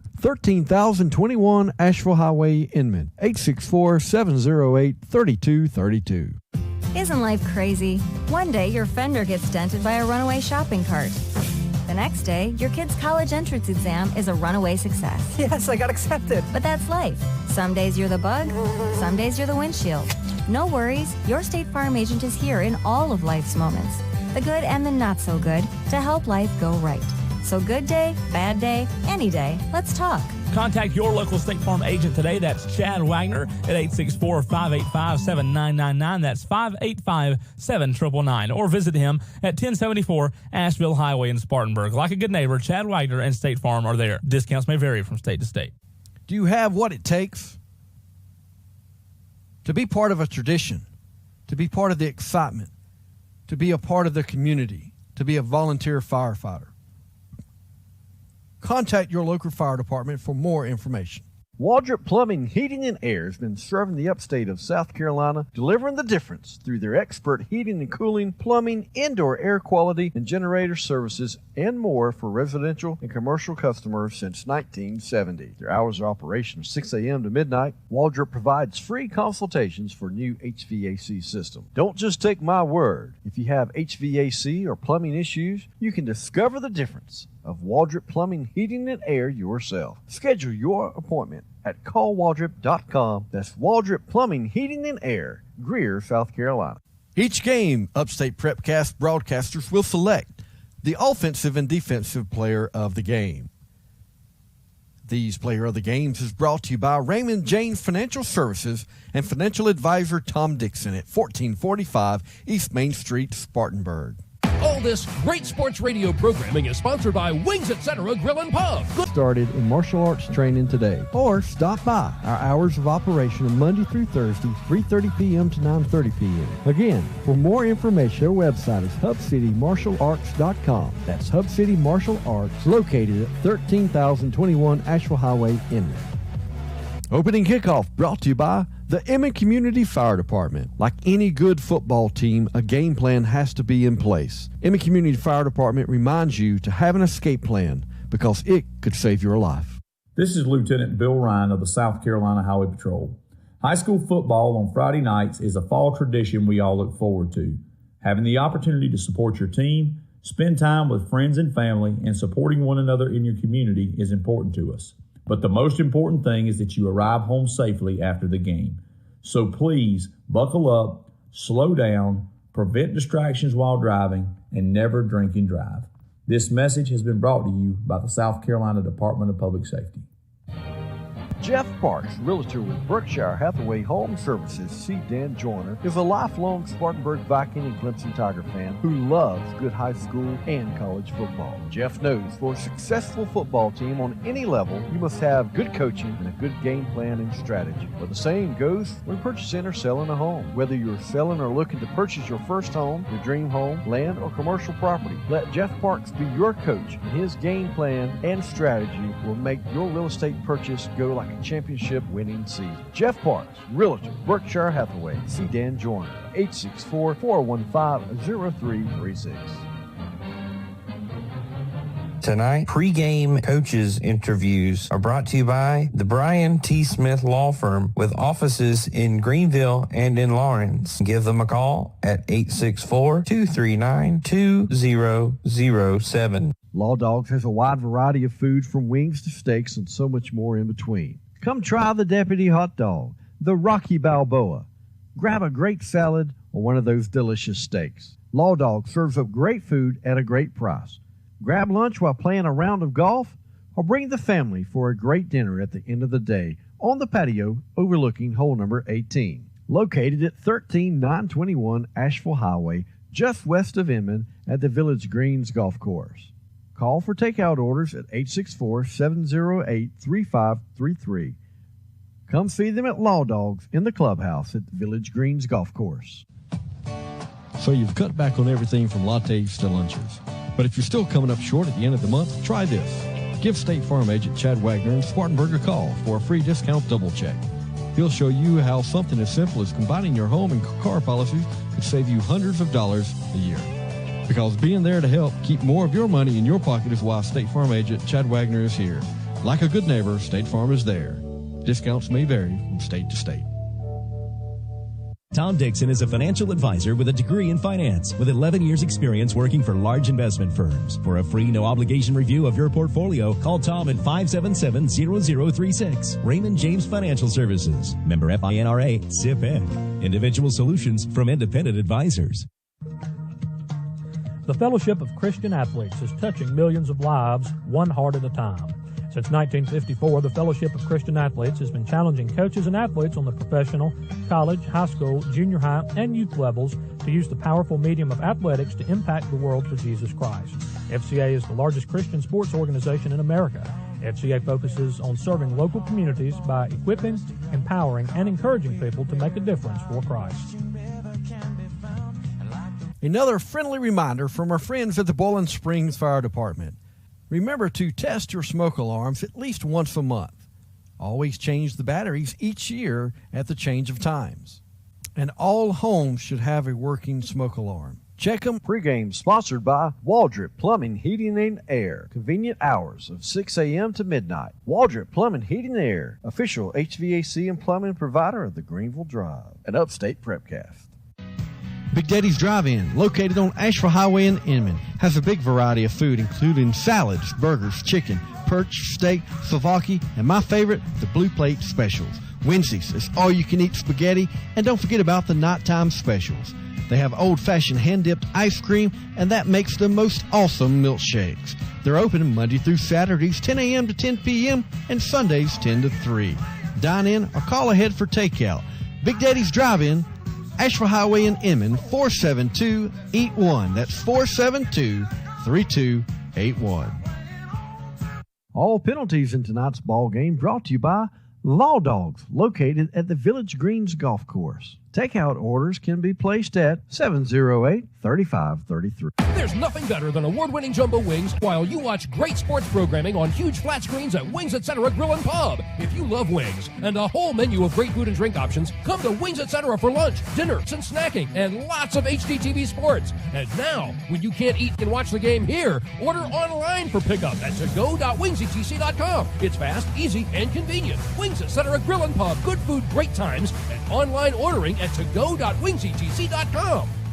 Red Zone's brought to you by the Crepe Factory, 12 South Main Street in Hey y'all, it's Tiffany and Reed from Granny's Kitchen. Just here to remind y'all that we're open Monday through Friday, 6 a.m. to 2 p.m. and Saturday, 6 a.m. to 11 a.m. We post our specials daily on our Facebook page or give us a call at 864-472-0909. Come see us at 16 North Howard Street in Inman. See y'all in the morning. The coin toss in tonight's game was brought to you by the Bowling Springs Fire Department in Bowling Springs. Benjamin Franklin said, "An ounce of prevention is worth a pound of cure." Car accident? Personal injury? Not sure what to do? Contact the Brian T. Smith Law Firm at 864-239-2007 for your free consultation, or contact them through their website at btsmithlaw.com. That's Brian T. Smith Law Firm, Greenville, South Carolina.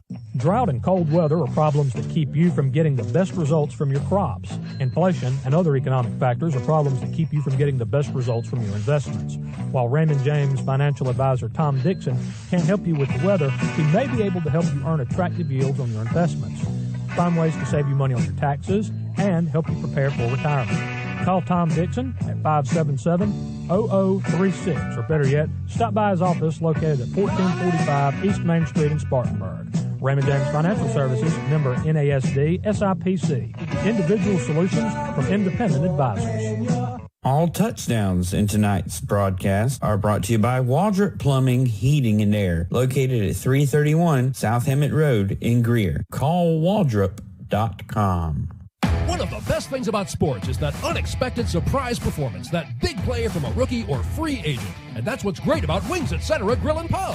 You know about our wings, but the surprise is all of our Etc. Sandwiches, wraps, quesadillas, salads, subs, seafood, amazing appetizers, and awesome daily specials. Sure, you love our award-winning wings, but don't forget our Etc. And now, when you can't eat and watch here, order online for pickup at togo.wingsetc.com. Wings Etc. Grill and Pub. Good food, great times. State Farm offers more discounts to more drivers than any other insurance company. Get to a better state. For your discount double check, call Chad Wagner, State Farm Insurance at 585-7999.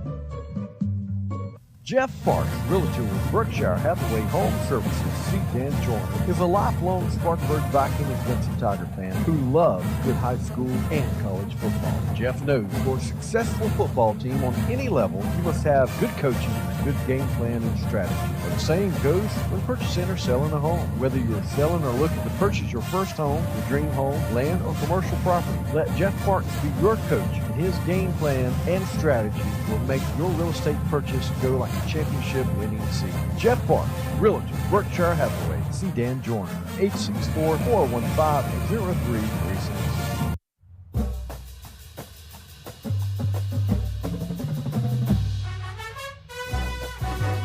Back here at Royal Stadium, halftime score, Broome 21, Landrum 7. We're going to try and establish contact with Steve Roper, see if he's caught up with Coach Jason Farmer. Okay. Where you at, Steve? I'm trying to get it going here. Coach, got some bad connection here. Okay. Standing here with Coach. Take about 5 steps forward, Steve. Okay, standing here with Coach Farmer. What'd you tell these guys at the half, Coach? Well, I mean, what I told them was we survived their best punch, and we didn't play our best. And that's just the truth. I mean, I think punch, it was a big play for us down there on the 1-yard line to get the fumble, because that prevents them from having 28. But, you know, proud of Colton Link, just a sophomore, busted that long run to get in the end zone. We started clicking a little bit offensively there at the end, and what we're going to do this next 24 minutes, we're going to play Landrum football, and we ain't going to really worry about that scoreboard down there. All right, thank you, Coach. All right, guys, it's going to be a good second half of action coming up here at Royal Stadium with the Landrum down by 2 scores, and Coach thinks he's going to get this thing worked out. But we got to stop that powerful Broome offense. They strike quick, and we've given them the short field. And, well, let's just see what happens, right? Yeah, exactly right, Steve. Kevin, heard there from Coach. He said he feels like the Cardinals have survived Broome's best punch. Your thoughts as we get ready for the second half, sir? Well, he is correct on the fact that they did start to click a little bit offensively there at the end of the first half. Good news is they have the football first, and you feel like if they can come down here on this first possession, grind out another one of those 6-7 minute drives and put 6 or 7 more points on the board and make this a one-score ball game, that the Cardinals will definitely back in and have a chance in this. Cardinals, go ahead. Go ahead, Steve. Heard you key in there, sir. Oh, we were trying to get her going.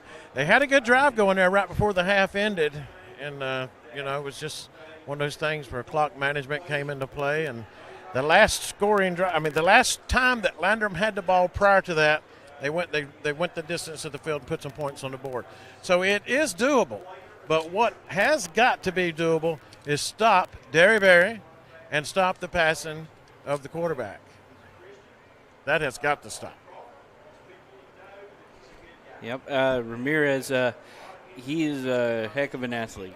That's just, we've already established that, but yeah. Steve, we mentioned this at the beginning. Curious to see how the Centurion defense does in this second half. We've noted at the pregame show they start out good, but then as the game wears along, they run into some trouble. And Emerald, from what I gathered, ran a wing T style offense last week and was able to put up 41 points. One of the keys could be that front five, that they're putting 5 men up on that front line, and every one of them are well over 230, 240. Got one guy out there, he may tip to Toledo at 300 pounds. These are the kind of guys that get gassed pretty easy. If you can keep running it, get up and run it. But we're going to have to slip in a little bit of play act fake with the pass. The Cardinals going to have to go to the air a little bit this second half, I believe, and catch them off guard. And probably, remember what he told us a couple of weeks ago? Who gets the ball and what you do with it in the third period when you start, that's going to dictate how that game's going to go. Back to you, Kevin. I think it's the first series of the third quarter and the first play of the fourth. Foot goes to leather, hot spinner, fielded by Bowers at the 35, and he is met right there at the 36-yard line, nets 1 yard on the return. I'm trying to get a number. Is that 58 on the tackle? Dalton Crawford on the tackle for the Centurions alignment.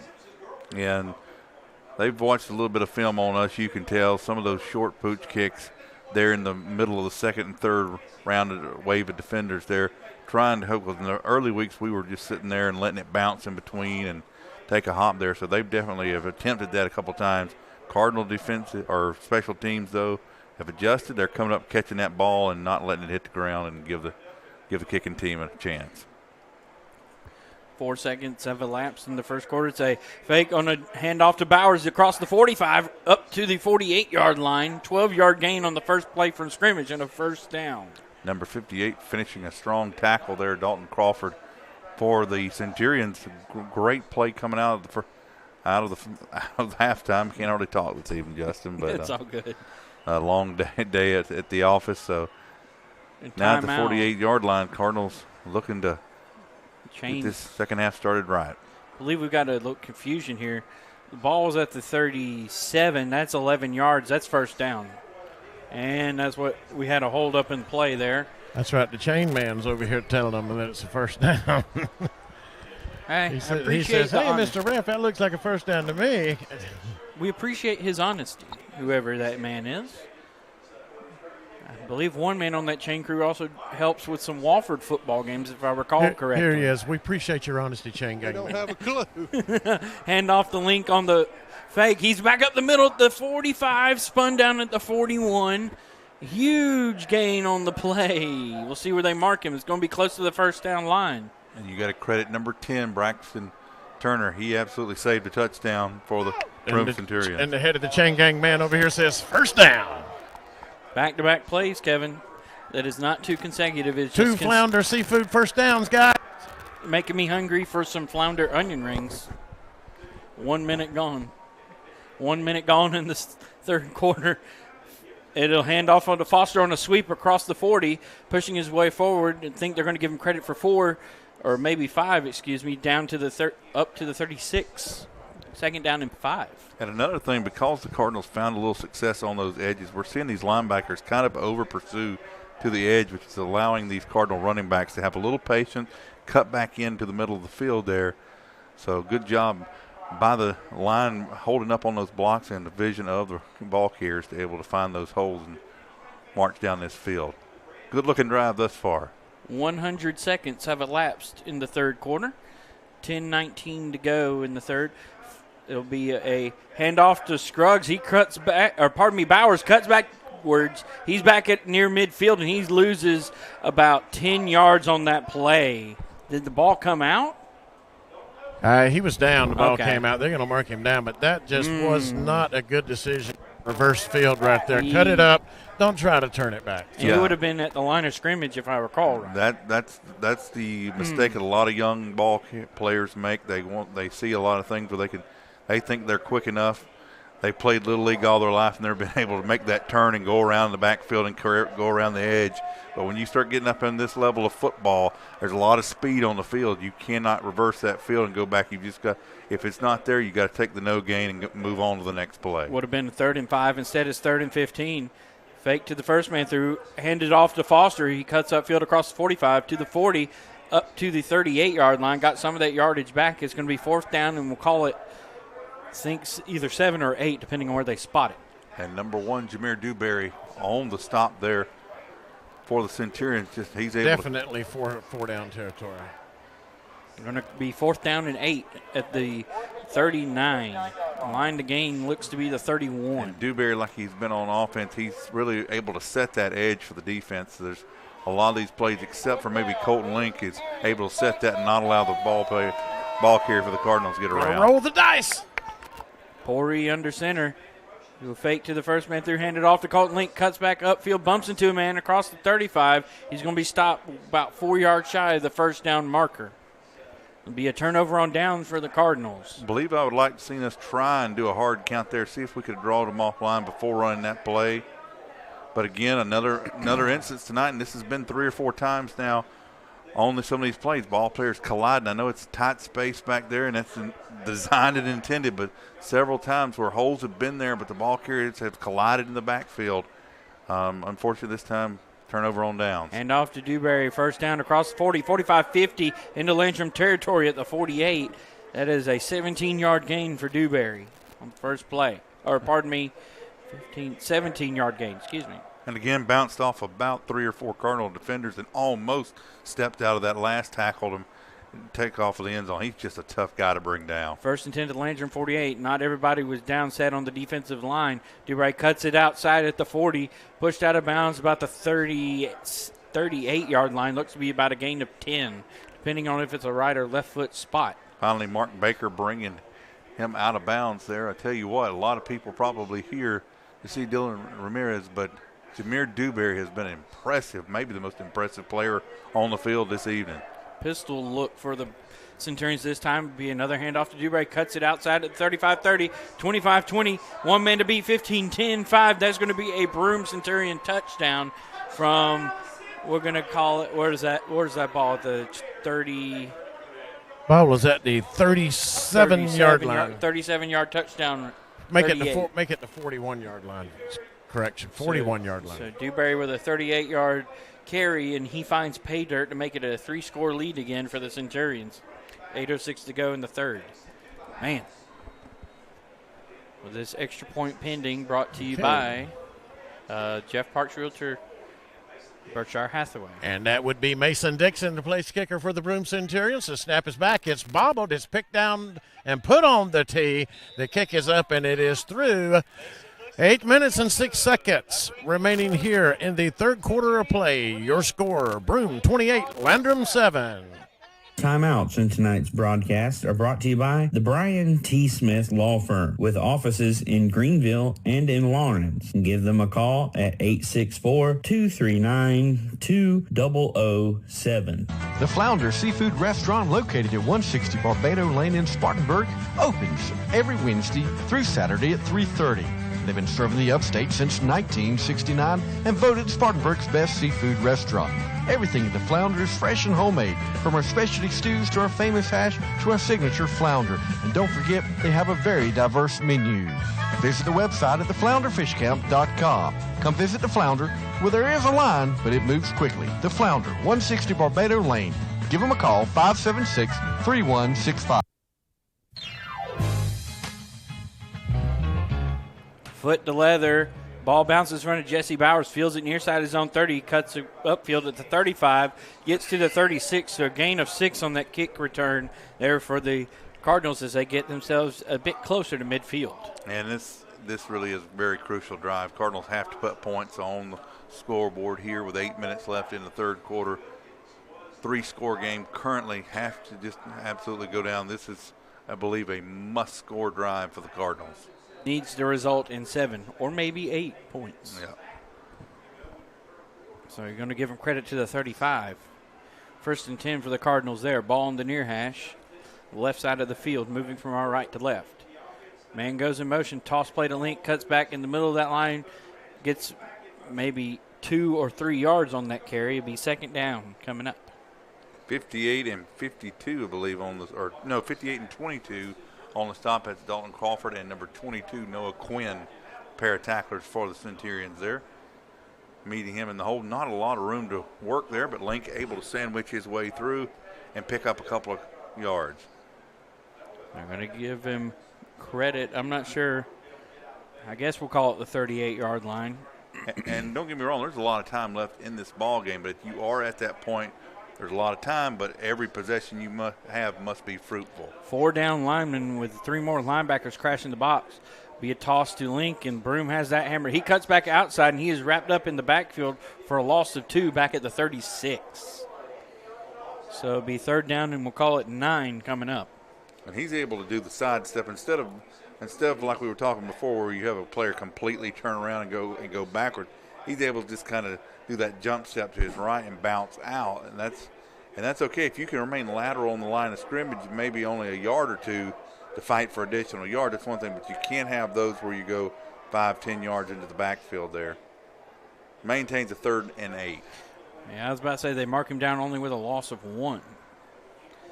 Pori will fake it to the first man through. Bowers knocked back at the 30-yard line and back at the now pushes his way to the 32, and so Cardinals decision time coming up. Well, I agree with what Steve said coming out of halftime. At some point you're going to have a little play action come off of this because they are keying right in, especially on the edges now. We're not tricking anybody anymore, that's for sure. Landrum's dedicated to the run, but they did try the one pass earlier in the game that, almost worked, and it was a great play with Bowers reversing around and throwing it. But yeah, if it just had about 7 more yards of hang time on that pass. Yes. But timeout, Broome on the field. You want to take a commercial, or I'll tell you another little story down here? Tell us a story. I haven't had story time with Steve. I'm over here with this chain guy that we was talking to earlier. Then I got to talking to the fellas, and seems that we all came from the same old batch back in the 70s. And asked him, I said, were you here for my 58-0 drubbing? And immediately he said, that was 1979. I said, yeah. I said, I was here.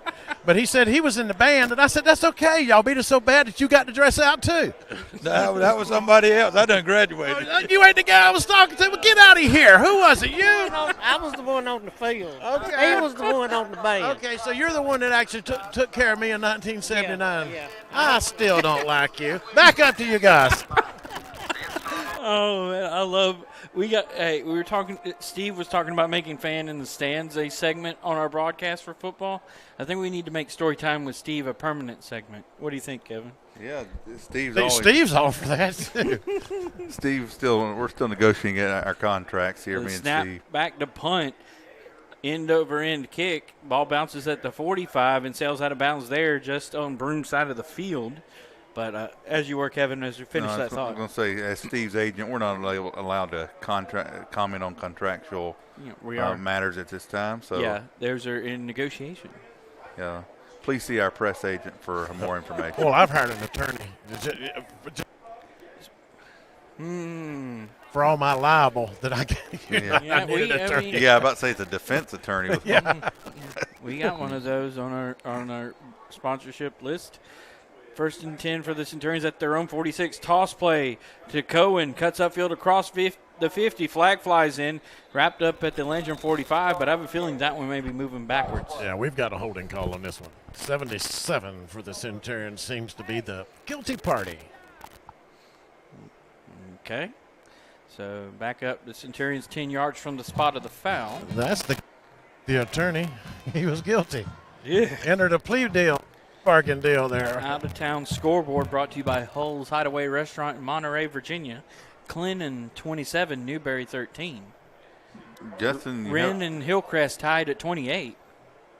Justin, you haven't known what to do without being able to tell us the Chapman score every 5 minutes. Yeah, Chapman is on the off week. They open region play at Woodruff next week down at W.L. Varner Stadium. Give you a little bit of the Landrum Band, guys. Out-of-town scoreboard update by Holes Hideaway Restaurant, courtesy of our friend Jed Blackwell. Greer 21, Woodruff 12 at Varner Stadium. Broome now in the shotgun. First and 10 on their own 39. Handoff to Cohen. Cuts upfield 35 or 40, 45, 50. Crossing into Landrum territory at the 45 where he got to originally. It's going to be second down and about 1. And we have a whistle called. And tempers have flared over there on that Broome sideline. I believe we're going unsportsmanlike conduct on one of these, and I believe it's going to be on the Centurions. Wow. I don't want to say it too fast, but I'm willing to bet. That would be the second one on the Centurions tonight if that's the case, if it's an unsportsmanlike. Let's see here. White hat personal foul on the Cardinals. Oh, Steve, you missed it all the way. And now you have personal foul on the Centurions, so they offset. Makes So me feel second better. down and 1, or second down and 2, excuse me. Ball So I was on only the 50% wrong. Well, you're 50% right. You're You got to think 50% positive. Oh, okay, 50% wrong. Glass half full, sir. 3 receivers in the formation for the Centurions. 5:50 to go in the third. We have whistles blowing over here. We got timeout.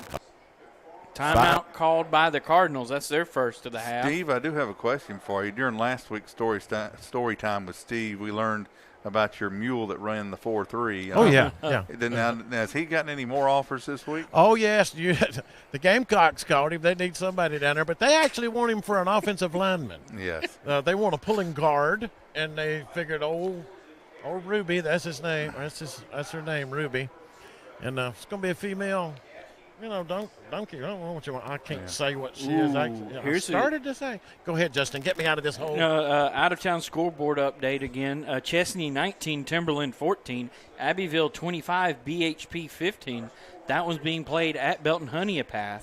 Hey, folks, that's a pretty neat atmosphere. Got to experience that atmosphere at BHP back in 2013 when Chapman went over there in the playoffs. That was a pretty neat atmosphere over there at BHP. Do tell. I will pay you $20 for every 30 minutes you don't say the word Chapman. That's only the first time I've said it tonight. That's only the first time I've said Chapman tonight. You chill out. Daniel, Thank God they're off tonight. Gaffney 17, Gray Collegiate, or Gray College as you call them, 14. Might as well be a college. Who are the Erskine Flying Fleet playing this weekend? They are hosting the North Greenville Crusaders tomorrow at 1 o'clock down at J.W. Babb Stadium. Go and watch a ball game. Go Crusaders. Take a kid. Take a kid to a ball game. That's right, Steve. Man comes in motion on the fake sweep. Handoff to Cohen. Cuts out left side to the 45. Makes man miss at the 45. Pushes his way forward to the 42. Gain of 4 on the play. Yeah, take a kid to a ball game. Take a mule. He might dress him out and play him. First down for the Centurions. That's a great display of sportsmanship shown there by one of the Landrum Cardinals trying to help one of the Broome players up. Offered the hand of friendship, and, guys, he was denied. I didn't like that. Pistol look again for the Centurions. 5.5 to play in the third. Ramirez will hand it off to his running back. Cuts upfield 35-30. Tripped up at the 28-yard line by number 18 for Landrum, Braden Mashtair. Again, I'd like to see his final stat line. Justin, that may be something you have to ask for on Tuesday or Wednesday when you do your interview. Yeah. See what his final stat line of the night was, because he's got to have upwards of at least 150 yards at this point, and at least maybe that many broken tackles. I'm sorry, it's been an impressive evening for him running the football. First and 10 for the Centurions at the Landrum 28. Dewberry bounces off one man, cuts it outside 15, 10, 5, goes for the pylon. What do they say? Is a Broome Centurion touchdown. 34-7, extra point pending, 4:46 to go. 4 players bounced off of him, and he still stayed upright and made it in the end zone. Just an impressive evening. So that's Dewberry, I believe. That's his second or third touchdown tonight. I don't know, but that play was busted there from the beginning, and Dewberry just bounced it back out to the outside. And now Mason Dixon. I love that name. The Mason Dixon line comes on. Attempt the after for the Centurions. Waiting the snap. So we've got a flag and a whistle before the snap. Somebody's probably lined up. So that is another par 3 automotive and quality car wash touchdown drive. Waiting the call there. Dead ball. We've got offsides against the Cardinals. They're going to decline it. Yeah. They say just go ahead and kick it. That's what they say. That's right. Mason Dixon's. The Mason Dixon line. I like that. That's a cool name the guy's got in it. He's waiting the snap. High snap again. Gets it down on the tee. Gets it through the uprights, and it's good.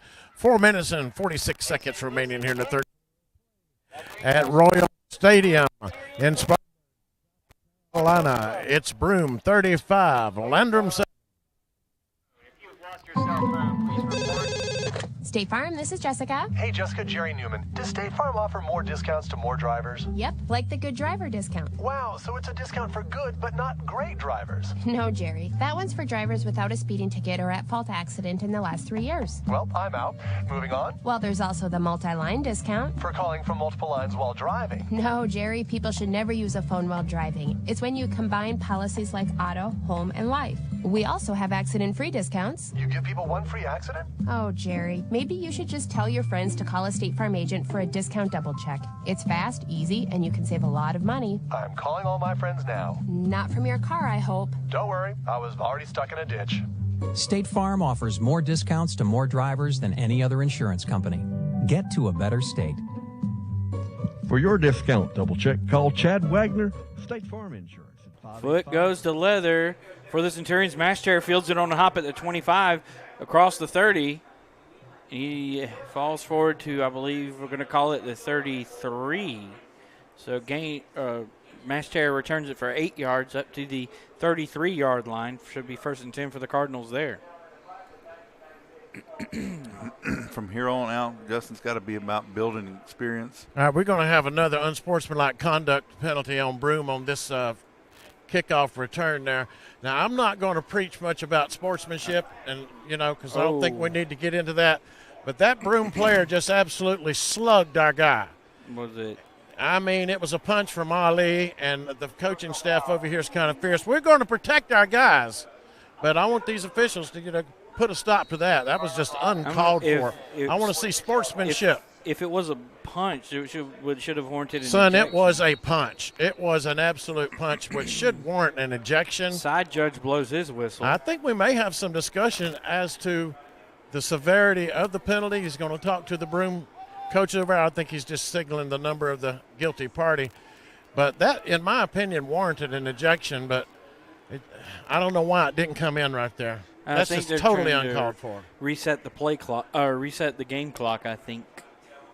I saw them signal up to the C2 coaches looking up here toward the press box, so that would be my guess. We'll see, Steve. They make it 3:55, so they put they did the time mark back, the penalty off, but it's 1st down after the penalty. So Landrum has the ball now at their own 46 after the personal foul on the Centurions. 1st and 10 for the Cardinals. Pori under center. Will toss it to Lincoln. He's hemmed up in the backfield, pushes his way forward for a yard, maybe 2. Will be 2nd down for the Cardinals there. And at this point, Justin, you just got to really keep fighting, keep working together, and still gain more experience. This is our last game of non-conference action, excluding excluding a game in October versus a team that ran their ball to North Carolina and don't want to play against South Carolina teams. Whoever they are. But it's about gaining experience heading in. Yes. Yes. Pori under center gets 2 men to jump off sides. So it should be 5 yards in favor of the Cardinals there. That is a penalty brought to you by Law Dogs Grill at the located at the clubhouse of Village Greens Golf Course in Inman. And 708-3533. Go ahead, sir. I did this part of the story time, Steve. I did promise a shout out tonight. Go ahead. Oh, Aunt Kathy's going to bring me some turnip greens. She said if I was good. So there's her shout out. I love Aunt Kathy if it's who I'm thinking of. The one and only. Yep. And it went won't to be church with her for many years at good old New Prospect. Bowers gets the toss play. He's hemmed up in the backfield for a loss of 2 yards back to they're going to call it a loss of 1 back to the Broome 48. Steve, in a few months, you could bring you some black-eyed peas with that, and you could have some dollars and cents, hopefully. Guys, I tell you what, the next Landrum home game, if you would like for me to bring a feast, I can do the cornbread, the black-eyed peas, We got a ham big room hocks. in our, I can make it, baby. Hey, we got a big room in our press box we can use for that. It's a deal. I'll bring it. Just be careful. I don't know if we can use the term ham hock anymore. We know we cannot. Only for the real thing. Fake to the first man through. Here's to the second man. That's Foster. Cuts upfield across the 45 up to the 42-yard line. Gain of 6 on the play. Say it is a flounder first down for the Cardinals on that third down conversion. Had my third down conversion. And I'm going to the flounder tomorrow night. You've made me hungry. Yep, get it before your college football game of choice anytime between 3:30 and 9 p.m. 160 Barbados Lane in Spartanburg. Pori under center. Toss play, and the play is blown dead. Believe somebody moved early. I believe this might be on Landrum. Yep. Based on the body language. Offsides on the offense. Second time Landrum has lined up offsides tonight. That's just a case of a lineman really not paying attention. You're tired. You've got your head down, and you're not looking with your peripheral vision, seeing where the ball is at. That's coachable. But I want to remind you that we're in the Wings Etc. broadcast booth, 2644 Bowling Springs Road in Bowling Springs, located on Highway 9. It'll sweep to Foster, cuts up outside across the 45 up to the 44. Gain of 3 on the play. Be second down and about 12, maybe 11, depending on where they spot it. And Grayson, just a really hard-nosed runner, but he just against this very speedy linebacking core of Broome has not had that speed really to be able to turn the edge. He's had some good hard runs up the middle, picked up some tough yards for the Cardinals tonight, but so far Link has been the only one to be able to successfully attack the edge of the Broome Centurion defensive line. So 2nd and 11 for the Cardinals at the Broome 44. Ball on the left hash, near side. Fake it to the first man through. Pori will have to roll out, and he is sacked back at the 45-yard line back in Landrum territory. The Centurions, it was like they were in the huddle. Yeah, busted play there. Nowhere to go. Design run, so he ran, rolling out, but nowhere to go there. And I think the entire student body of Broome High School got in on that play. And I want to, speaking of student body, I want to credit the student section for Landrum tonight. The flock. The flock. They're back. We don't get to talk about them a whole lot, but well, we're going to talk to them. I'm going to walk over here. Oh, don't you? Call this play, and I'll be right back. Oh, dear. So third down and a couple miles for the Cardinals. 22 to be exact. Toss play to Bowers. Cuts up 45, 50, 45. Falls forward to the 44, back to where they were to begin with on the previous play. With 5 seconds to go in the third quarter, brought to you by Inman Community Fire Department. Plan ahead, have an escape plan, and practice it with your family. Give them a call at 472-3944. We'll be back with the fourth quarter play after this. As we head to the fourth, 3 quarters down, 1 more mile to go at Royal Stadium. Broome leads Landrum 35-7. Monterey, Virginia. With fall just around the corner, our good friends at Bowling Springs Fire Department suggest it's a good time to remind you that all homes should have working smoke alarms. Put smoke alarms on every floor of your home, including the basement. Also, you should have a smoke alarm in every bedroom and in the hallway outside of each sleeping area. That fire safety message brought to you by the Bowling Springs Fire Department in Bowling Springs, South Carolina. All first downs in tonight's broadcast brought to you by the Flounder Seafood Restaurant, 160 Barbados Lane in Spartanburg, 576-3165. Tonight's Extra Points are brought to you by Smart Tech Consulting. Give them a call at 864-641-4209 or visit their website at smarttechpc.com. Eastbound and down, load it up and truck it. Are we going to do what they say can't be done? We've got a long way to go and a short time to get there. I'm eastbound, just watch old bandit run. Start of the fourth quarter brought to you by Realtor Jeff Parks, Berkshire Hathaway Home Services, C-Dan Joyner. Toss play to Bowers. He's going to roll right, throw it up for Grayson Foster. Intercepted by Centurion at the 31-yard line. He pushes his way forward back to the 34. We're trying to see who that was on the interception. Could not quite tell, but nonetheless a turnover for the Cardinals on fourth down. Yeah, covered by about 5 Centurions there. They did not bite on the play fake there and threw it up trying to make a play happen. Just didn't work out for the Cardinals, and Centurions will take back over. Here's Steve King. Okay, you got me, guys. I'm over here with the Landrum sidelines. They call themselves the big.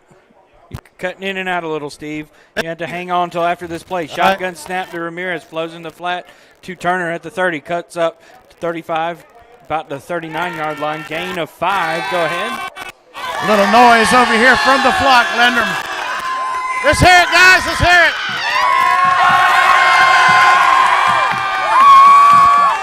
Thank you, Steve, for that.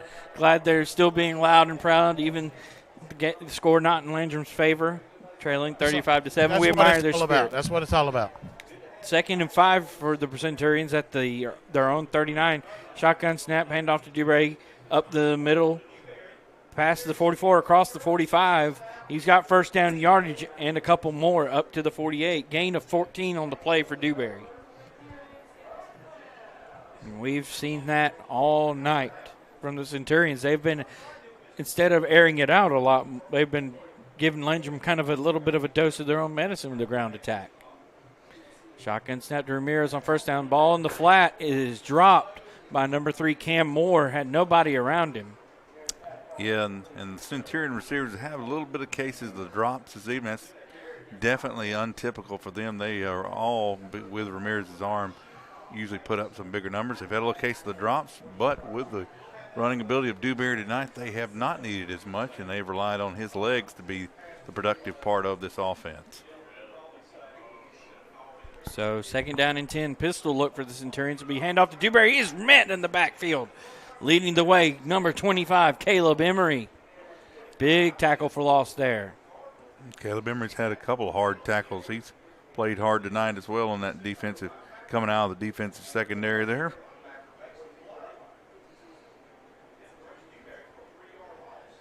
Seems like every week we have to make a comment on Caleb Emery and his just hard play. He's always around the football with some hard tackles, so big shout out to that young man. 3rd down and 12 for the Centurions. Line to gain is about the Landrum 43, it appears. I'm wondering if we're going to get called for a line up in the neutral zone, but we're not. Or run pass option off the hands of Turner at the Landrum 44. Had the seam wide open, and he just could not reel it in. 4th down. Yeah, that one I won't blame as much on the receiver as much. The throw was a little bit out in front of him. It was a catchable ball, if we're being honest, but that one led a little bit too far and had a lot, real good velocity on it as well. That brings up 4th down. Broome's just going to go for it here. 4th down and 12 at their own. And he's backing up to quick 46. He dropped back to quick kick. Almost blocked by Alex Bennett. End over end kick. Bounces at the Landrum 25. Takes a Centurion hop inside the 20. They're going to down it at the 15. 9:56 to go in regulation. Cardinals down 35-7. First time all night we've seen Ramirez have to kick that one away. Yeah, shout out not only to the flock, but all the Cardinal fans in attendance here this evening. Good little crowd over there across the way. And you got to think about this. Broome's stands here, both the home and away side, are huge. You have 5 entire sections of stands you have to fill up. I want to say at least, 15 rows in each of the sections, something like that, Kevin? Mm-hmm. And not to mention you got that same kind of setup on the home side, too, so it's a huge stadium. Makes crowds look smaller than they actually are. Well, the Cardinal fans, though, they're kind of... Oh, yeah, absolutely. They've been loud all night. They've been loud, and they're... Pori will hand it to the second man through. I believe that is Link on the carry. Pushes his way forward to the 17. Gain of 2. The Cardinals have been road warriors the last week. They're ready to go back home. They'll be there in 2 weeks. Next week is an off week currently scheduled unless something changes last minute in the schedule like it does sometimes this season. But currently scheduled for 2 weeks, Blacksburg Wildcats Region 2A opener for the Cardinal football team coming in. Two teams that will love to run the football. Mm-hmm. For 2nd down and 8 for Landrum at their own 17. Man goes in motion.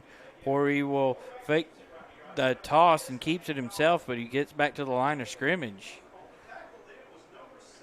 Horry looked like there's maybe a little mix-up there. Mm-hmm. Well, we certainly hope all Cardinal fans will make it out to Cardinal Station there in Landrum, South Carolina. If you can't, though, you have our addresses, upstateprep-cast.net. Our address online, and we'll have a direct link to our game. I thought you were about to give out like mailing addresses, Kevin. When you said you have our I'm about to give out your home address. No. Is that the complaint department you're giving out? You're fine. Yes. 3rd down and long for the Cardinals. Toss to Bowers. Gets his way to the 20-yard line, but he's going to be a few yards shy of that first down. Look at the 25. Let's see what Cardinals do here. Under 8:20 to go in this one. Are they going to keep the offense out there? Our complaint department sent it care of Steve Roper. For some reason, you're his biggest fan. He gets all the mail. It's like the Cardinals are, what are we doing here? Not sure. I guess they're going to send Bowers in to punt. Is that right?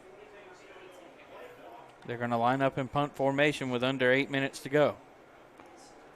Snap back. Bowers gets it. A line drive kick. Spinner bounces at the 48. Takes a Centurion roll of 3 yards to the 45 of Landrum. 1st and 10 there. 7:43 to go in regulation. And we'll see here if Centurions will leave their first string offense on the field, or if maybe they'll put in some younger guys here with the game kind of in tow. I see Turner out there. Maybe. If they got Dewberry off the field, I'd be just glad. Yeah.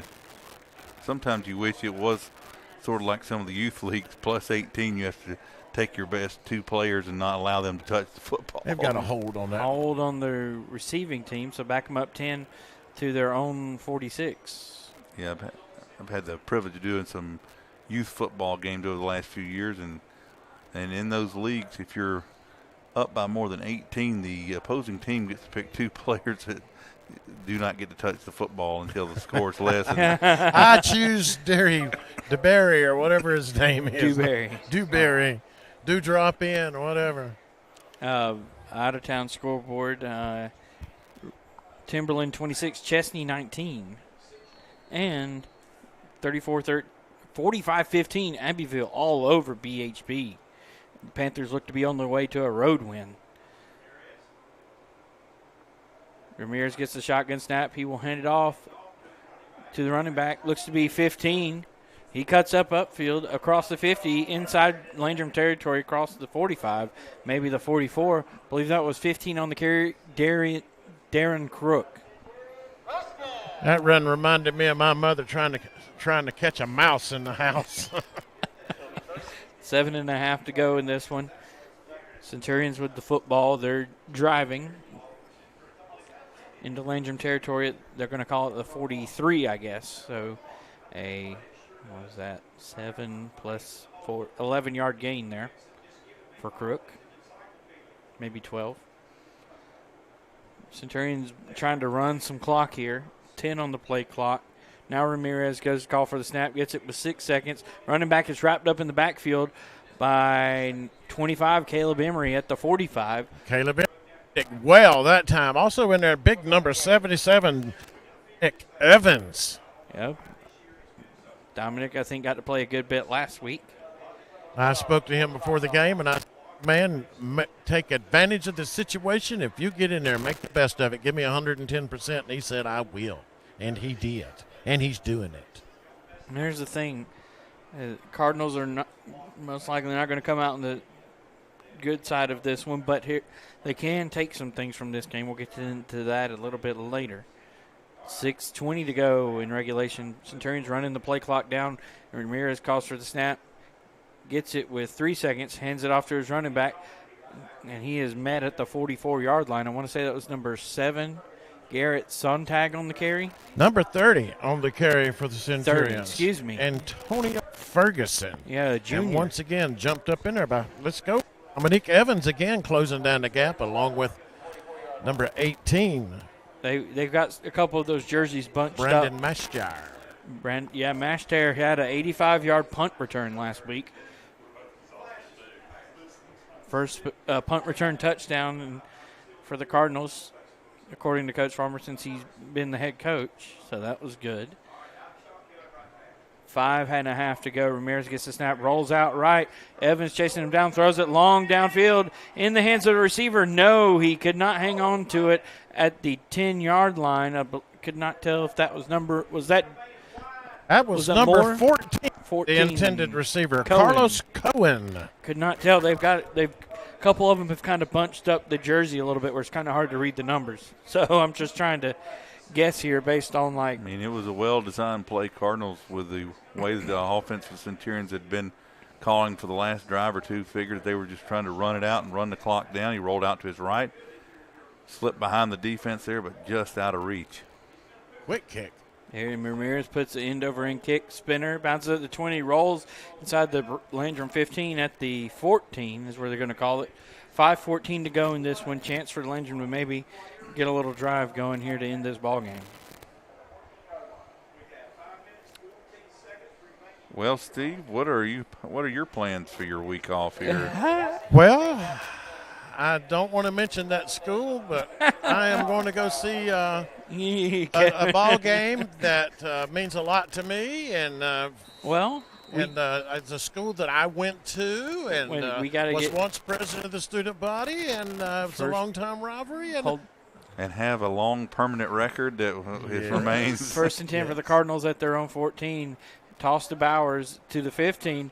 Falls forward, pushing his way forward, close to the 20-yard line. That's hard running. That's 6-yard gain there for Bowers. Steve, Kevin, we got to talk about our post-game awards, players of the game and hit of the game. Okay. Offensively, I'm going to nominate Colton Link. All in favor? We're going to do it the Southern Baptist way. Say aye. I'm a Methodist. I can't vote. Aye. I'll sprinkle some water on me. Sprinkle the water on me. All right. Colton Link's our offensive player. Defense, who we got? What are we thinking? We've got several candidates. I'm looking at my notes here because I did bring a notepad this week, guys. There you go. 4.5 to go in this one. We'll get it after this play. It will be a handoff to Link, or no, it's a handoff to the fullback. Looks like there's a fumble on the play. Fumble. Cardinals recover it, hopefully. I believe Broome came up with that pigskin. I would say for defense, do we know who recovered the fumble earlier in the goal line? For Landrum? Yes. Earlier? Yes. Oh, let me look. I did have that written here. Just give me a moment. Because out of the darkness, that was the bright spot here on the evening for the defense. What did he say? Sorry. He hasn't said anything yet. Okay. He's checking his notes. 3:40 to go in this one. 3rd down and 5. Man goes in motion. Cardinals hand it to the second man through. Link cuts up close to the 25-yard line. We'll see where they mark him if it's good enough for a first down. It is good enough for a first down at the 25. A flounder first down. After that 3rd down conversion brought to you by Realtor Jeff Parks for Berkshire Hathaway Home Services, C. Dan Joyner. Now, Steve, I will say this. I will say that you should go see your alma mater next week. I'm just kidding. We do have the big initiative D1 family going on. The toss play to Bowers, cuts it back left, and he falls forward to the 27. Hit hard. We have a couple of extracurriculars going on. A couple of Cardinals having to be these Centurions charging him. Oh, boy. That's all right. We'll get them separated. And Coach, our guys are behaving Coach Farmer coming fine. out to separate his guys, too. Our guys are okay. Don't worry about that. Our opponent, who is up by several touchdowns, is not displaying sportsmanship, to say the least. Oh, let's skip the subject. Franklin Davis, I'm looking at my notes, came up with that fumble recovery there in the first half. So big Franklin Davis, I'm going to nominate him for Defensive Player of the Game. That was a big stop. It really was. What do you say, Steve? Oh, I'm all for it. Bring it on to Frankie. You say yes? Yes. I'll make it unanimous. Yes. Sorry, somebody had said something to me. I was trying to multitask there. Not good for an ADHD person. Me? You try to multitask? That is never heard of You want to talk about a nightmare scenario for someone with ADD? I saw that last week. You trying to find a place to broadcast at the Upward Center. Yeah. So we got offense goes to Colton Link, defense Franklin Davis with that fumble recovery. Who we got for hit of the game? Brought to you by State Farm agent Chad Wagner. Well, let me get back into my little book here because I did put a little asterisk early on in the first half. Is that your little black book? Well, no, just don't get into that, okay? Although Mary Sue Loudermilk, if you're out there listening. Careful. That's Louis Broussard's girlfriend, Mary Sue Loudermilk. You should read some of those books, Justin. You'd have a better sense of humor. Oh, boy. You know, you got me off subject now. What are we looking for? Hit of the game. Focus. Hit of the game is fixing to be me coming up into that press box. Oh, my God. Got him to thinking about a little black book and got him all flustered. I'm hungry. Aren't we all? 2nd down and 7 from the 27-yard line, it appears. I've got an asterisk beside Mark Baker's name for some reason here. He did something. Hand off to Bowers on a sweep. Cuts it outside 30. Stiff arms him in at the 35. Gets first down yardage at the 39-yard line. Make it a 38. Gain of 11 and a first down. Can I make an unusual hit of the game recommendation? Go for it. Just because it's traditionally a defensive award, but I'm just going to throw out and you guys don't have to agree with it or follow it and stuff, but I'm going to give our hit of the game to the artist formerly known as Ham Hock. Boy. Yes, on a kickoff. Was that a kickoff? Not only has he had some big hits on the kickoff coverage, but he's been lead blocking all night. And just Poiree rolls out, and he is sacked back at the 31. He is met for a huge loss on the play. The artist formerly known as. Don't you guys? That's just great. remember. Just remember. Oh, we've gone. We say his name. Me and Hambone go way back. We're all good. I'm not trying to get killed.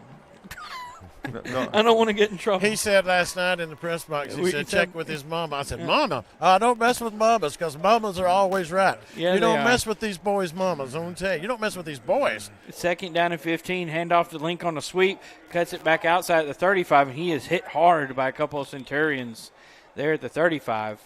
Be 3rd down and long coming up with 1:28 to go. I do mean it in the affectionate way. I've known that boy since he was born and just a little boy bouncing on Hambone's knee saying go Cardinals, so we say it affectionately. Justin, just a quick question. What's Broome's game average point-wise? They've been scoring, averaging 35 to 40 points per game? They've given up 44.5 per game. I didn't say what they've given up. I don't know their points average. I would have to go back and look in just a moment. Actually, I can go ahead and do that now. You're supposed to be Encyclopedia Mathis here. Come on now. Come on, Fleets. So let's go back to our big hit of the game. Hand off up to the left side. Met back in the backfield. 45 seconds to go. 4th down for the Cardinals. There was a big hit, and it was on, I do believe, the kickoff coverage after Landrum's solo touchdown. And I'm thinking it was Old Bone. Yeah, Titus. Yes. And Grandpa did, if he called him Bone, that may be okay, but you still had to check it out with Mom. Oh, okay. Well, I'll call him Titus. That has a very biblical meaning for him, and they're proud of that name. And thank you, Chain Gang, for so nice. Thank you, guys. So we'll go ahead and nominate, and I think 2 to 3 a majority rules. And 4th down, and the Cardinals are not going to run another play. I'm going to tell this Chain Gang man, I'll see you another night there, buddy. All right, sounds great. All right. Nice having us down. Yes, sir. Final score tonight here at Royal Stadium. Broome 35, Landrum 7. So Offensive and defensive players of the game brought to you by financial advisor Tom Dixon with You've got Raymond to certify James. that now. Raymond James, financial advisor Tom Dixon, 1445 East Main Street, Spartanburg. Offense, Colton Link. Defense, Franklin Davis with the fumble recovery. Hit of the game, Titus Pori. Brought to you by State Farm agent Chad Wagner, located at on Asheville Highway in Spartanburg.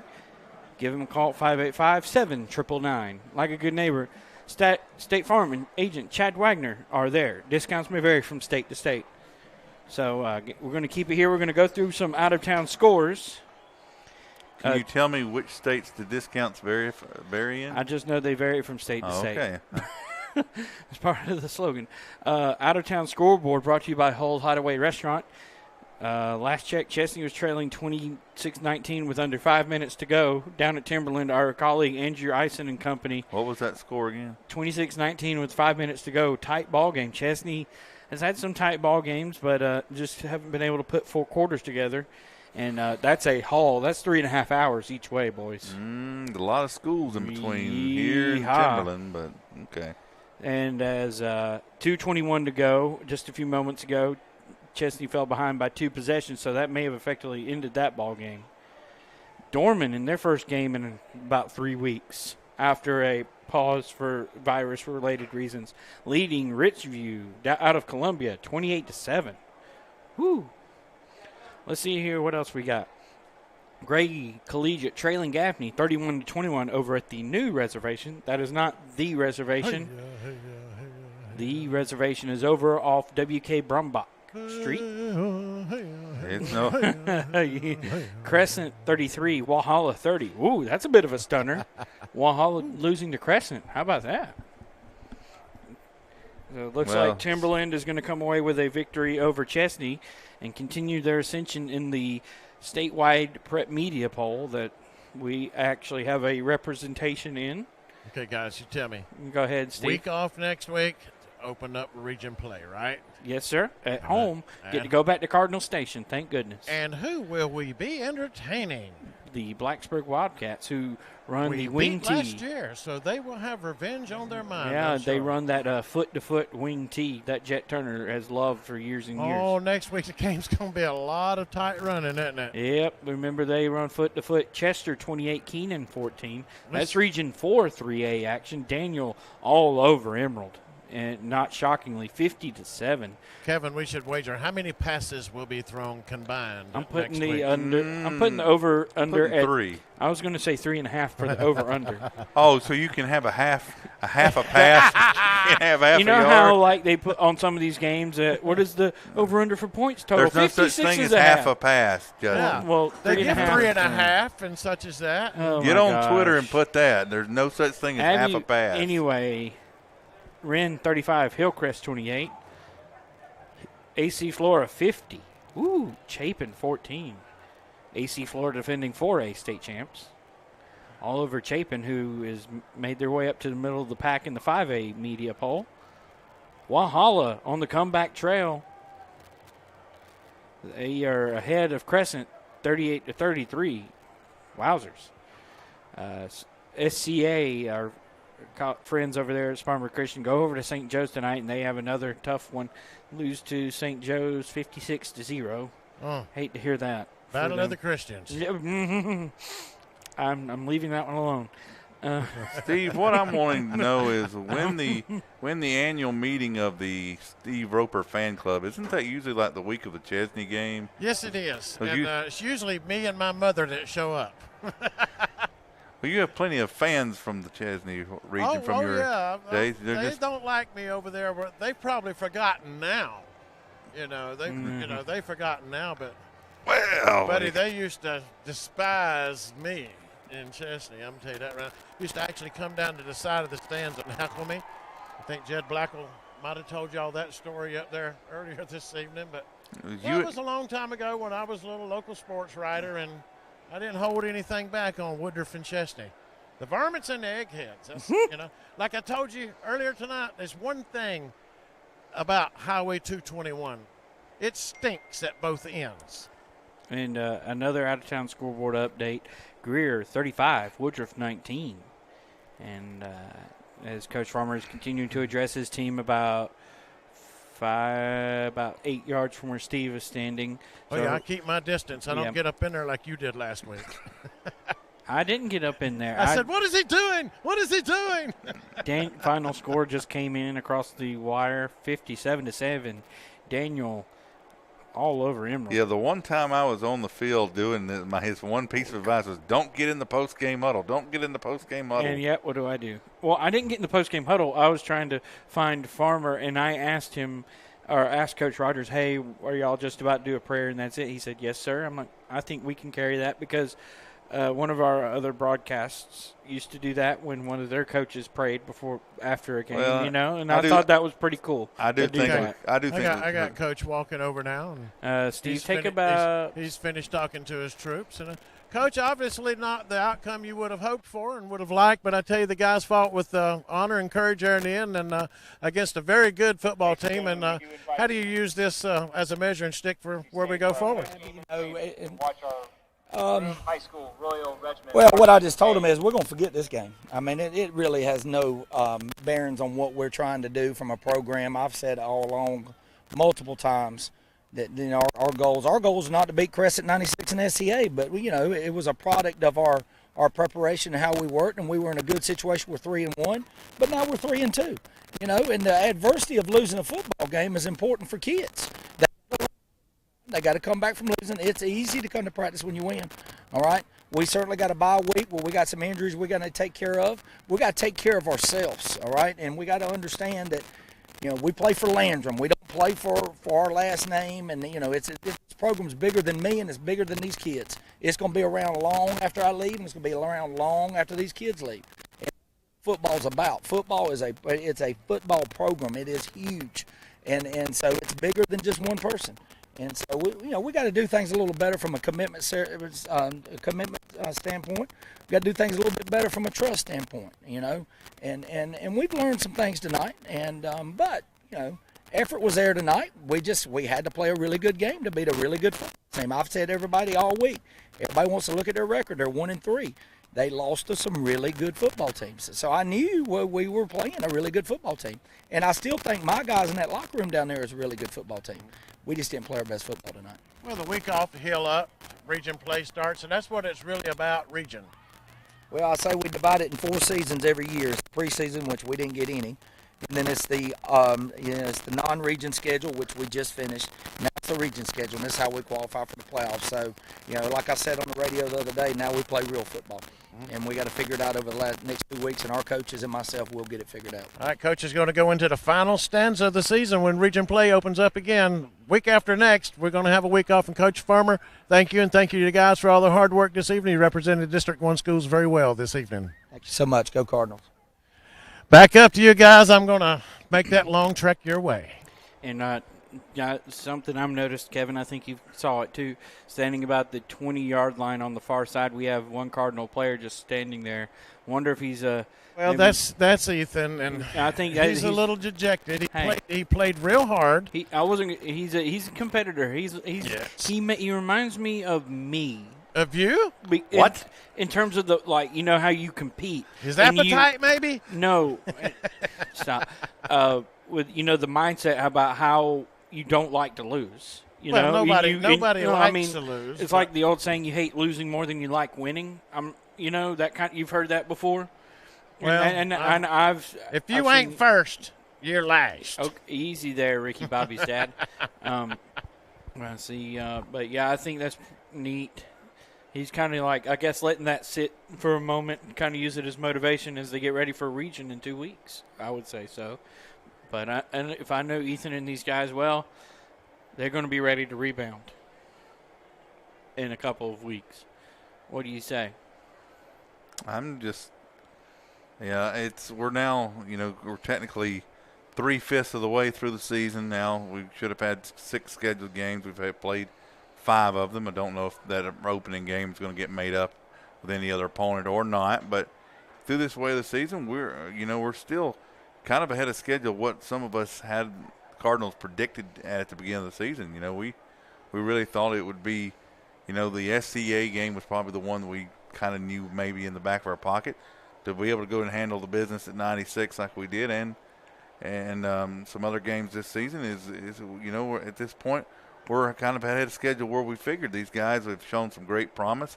I think this team has showed it's got a lot more fight in it than some of the teams previous had, and there's some guys that are really back there that are talented and ready to contribute. It's really been a good problem for the coaches to have so many running backs back there that are able to trust or to carry the rock at times. So, you definitely in this year have seen the development of some of these players for the Cardinals.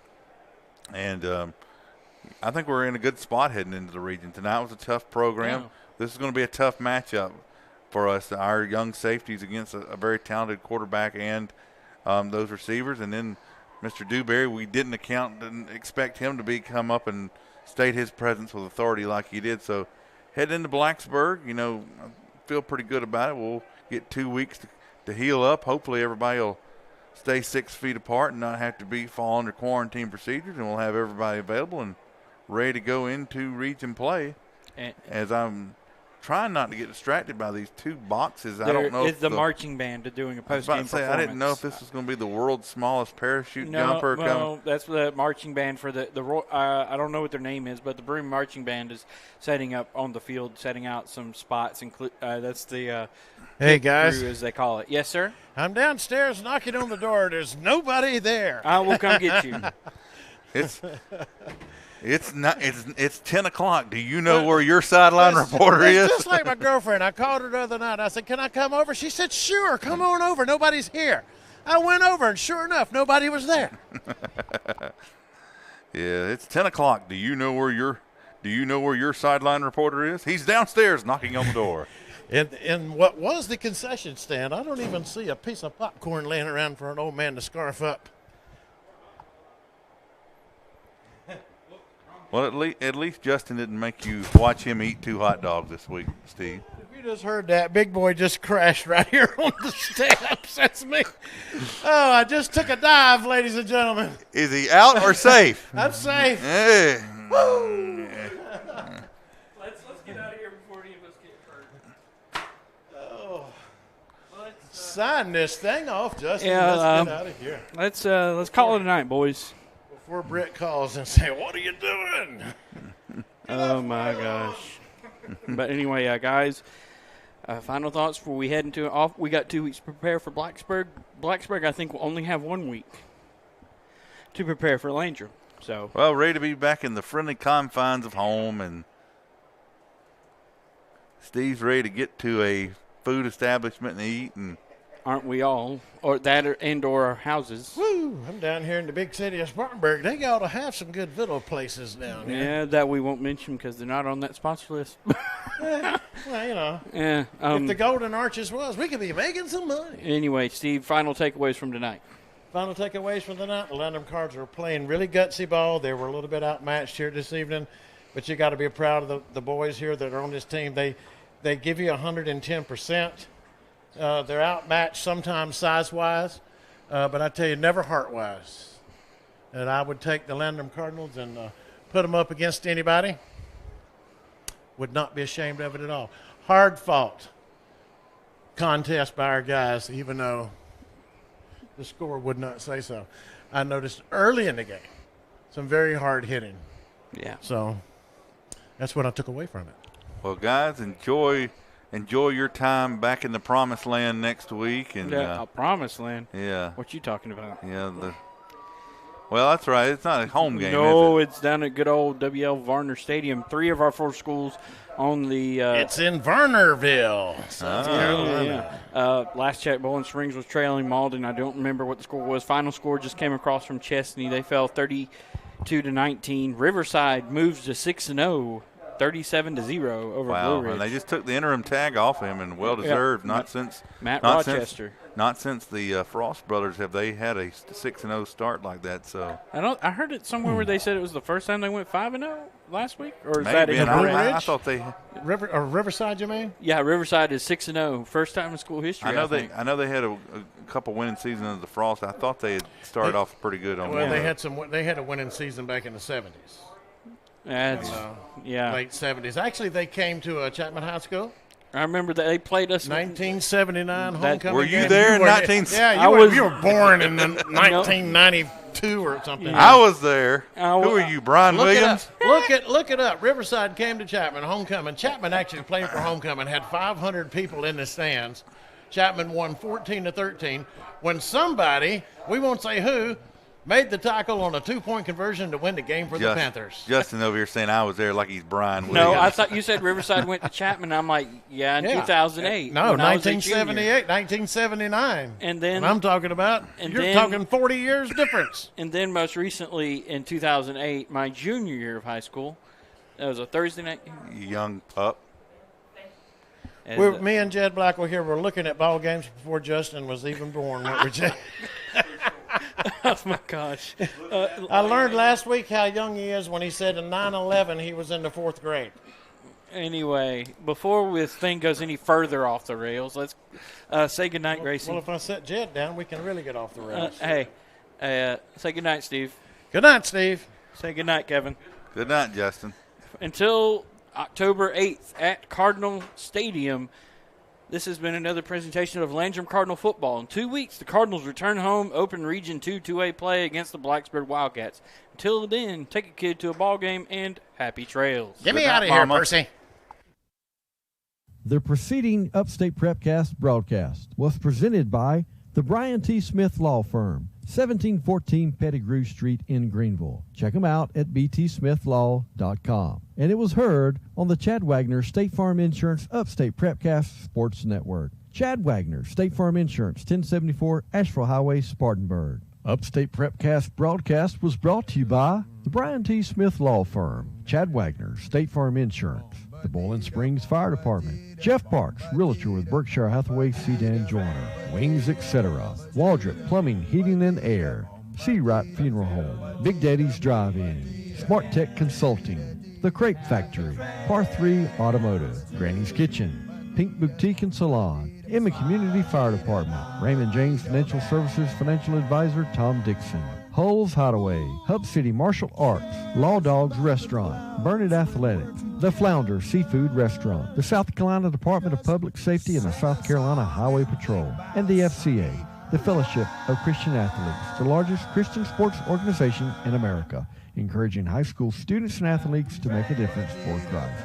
We thank you for listening. Until we meet again.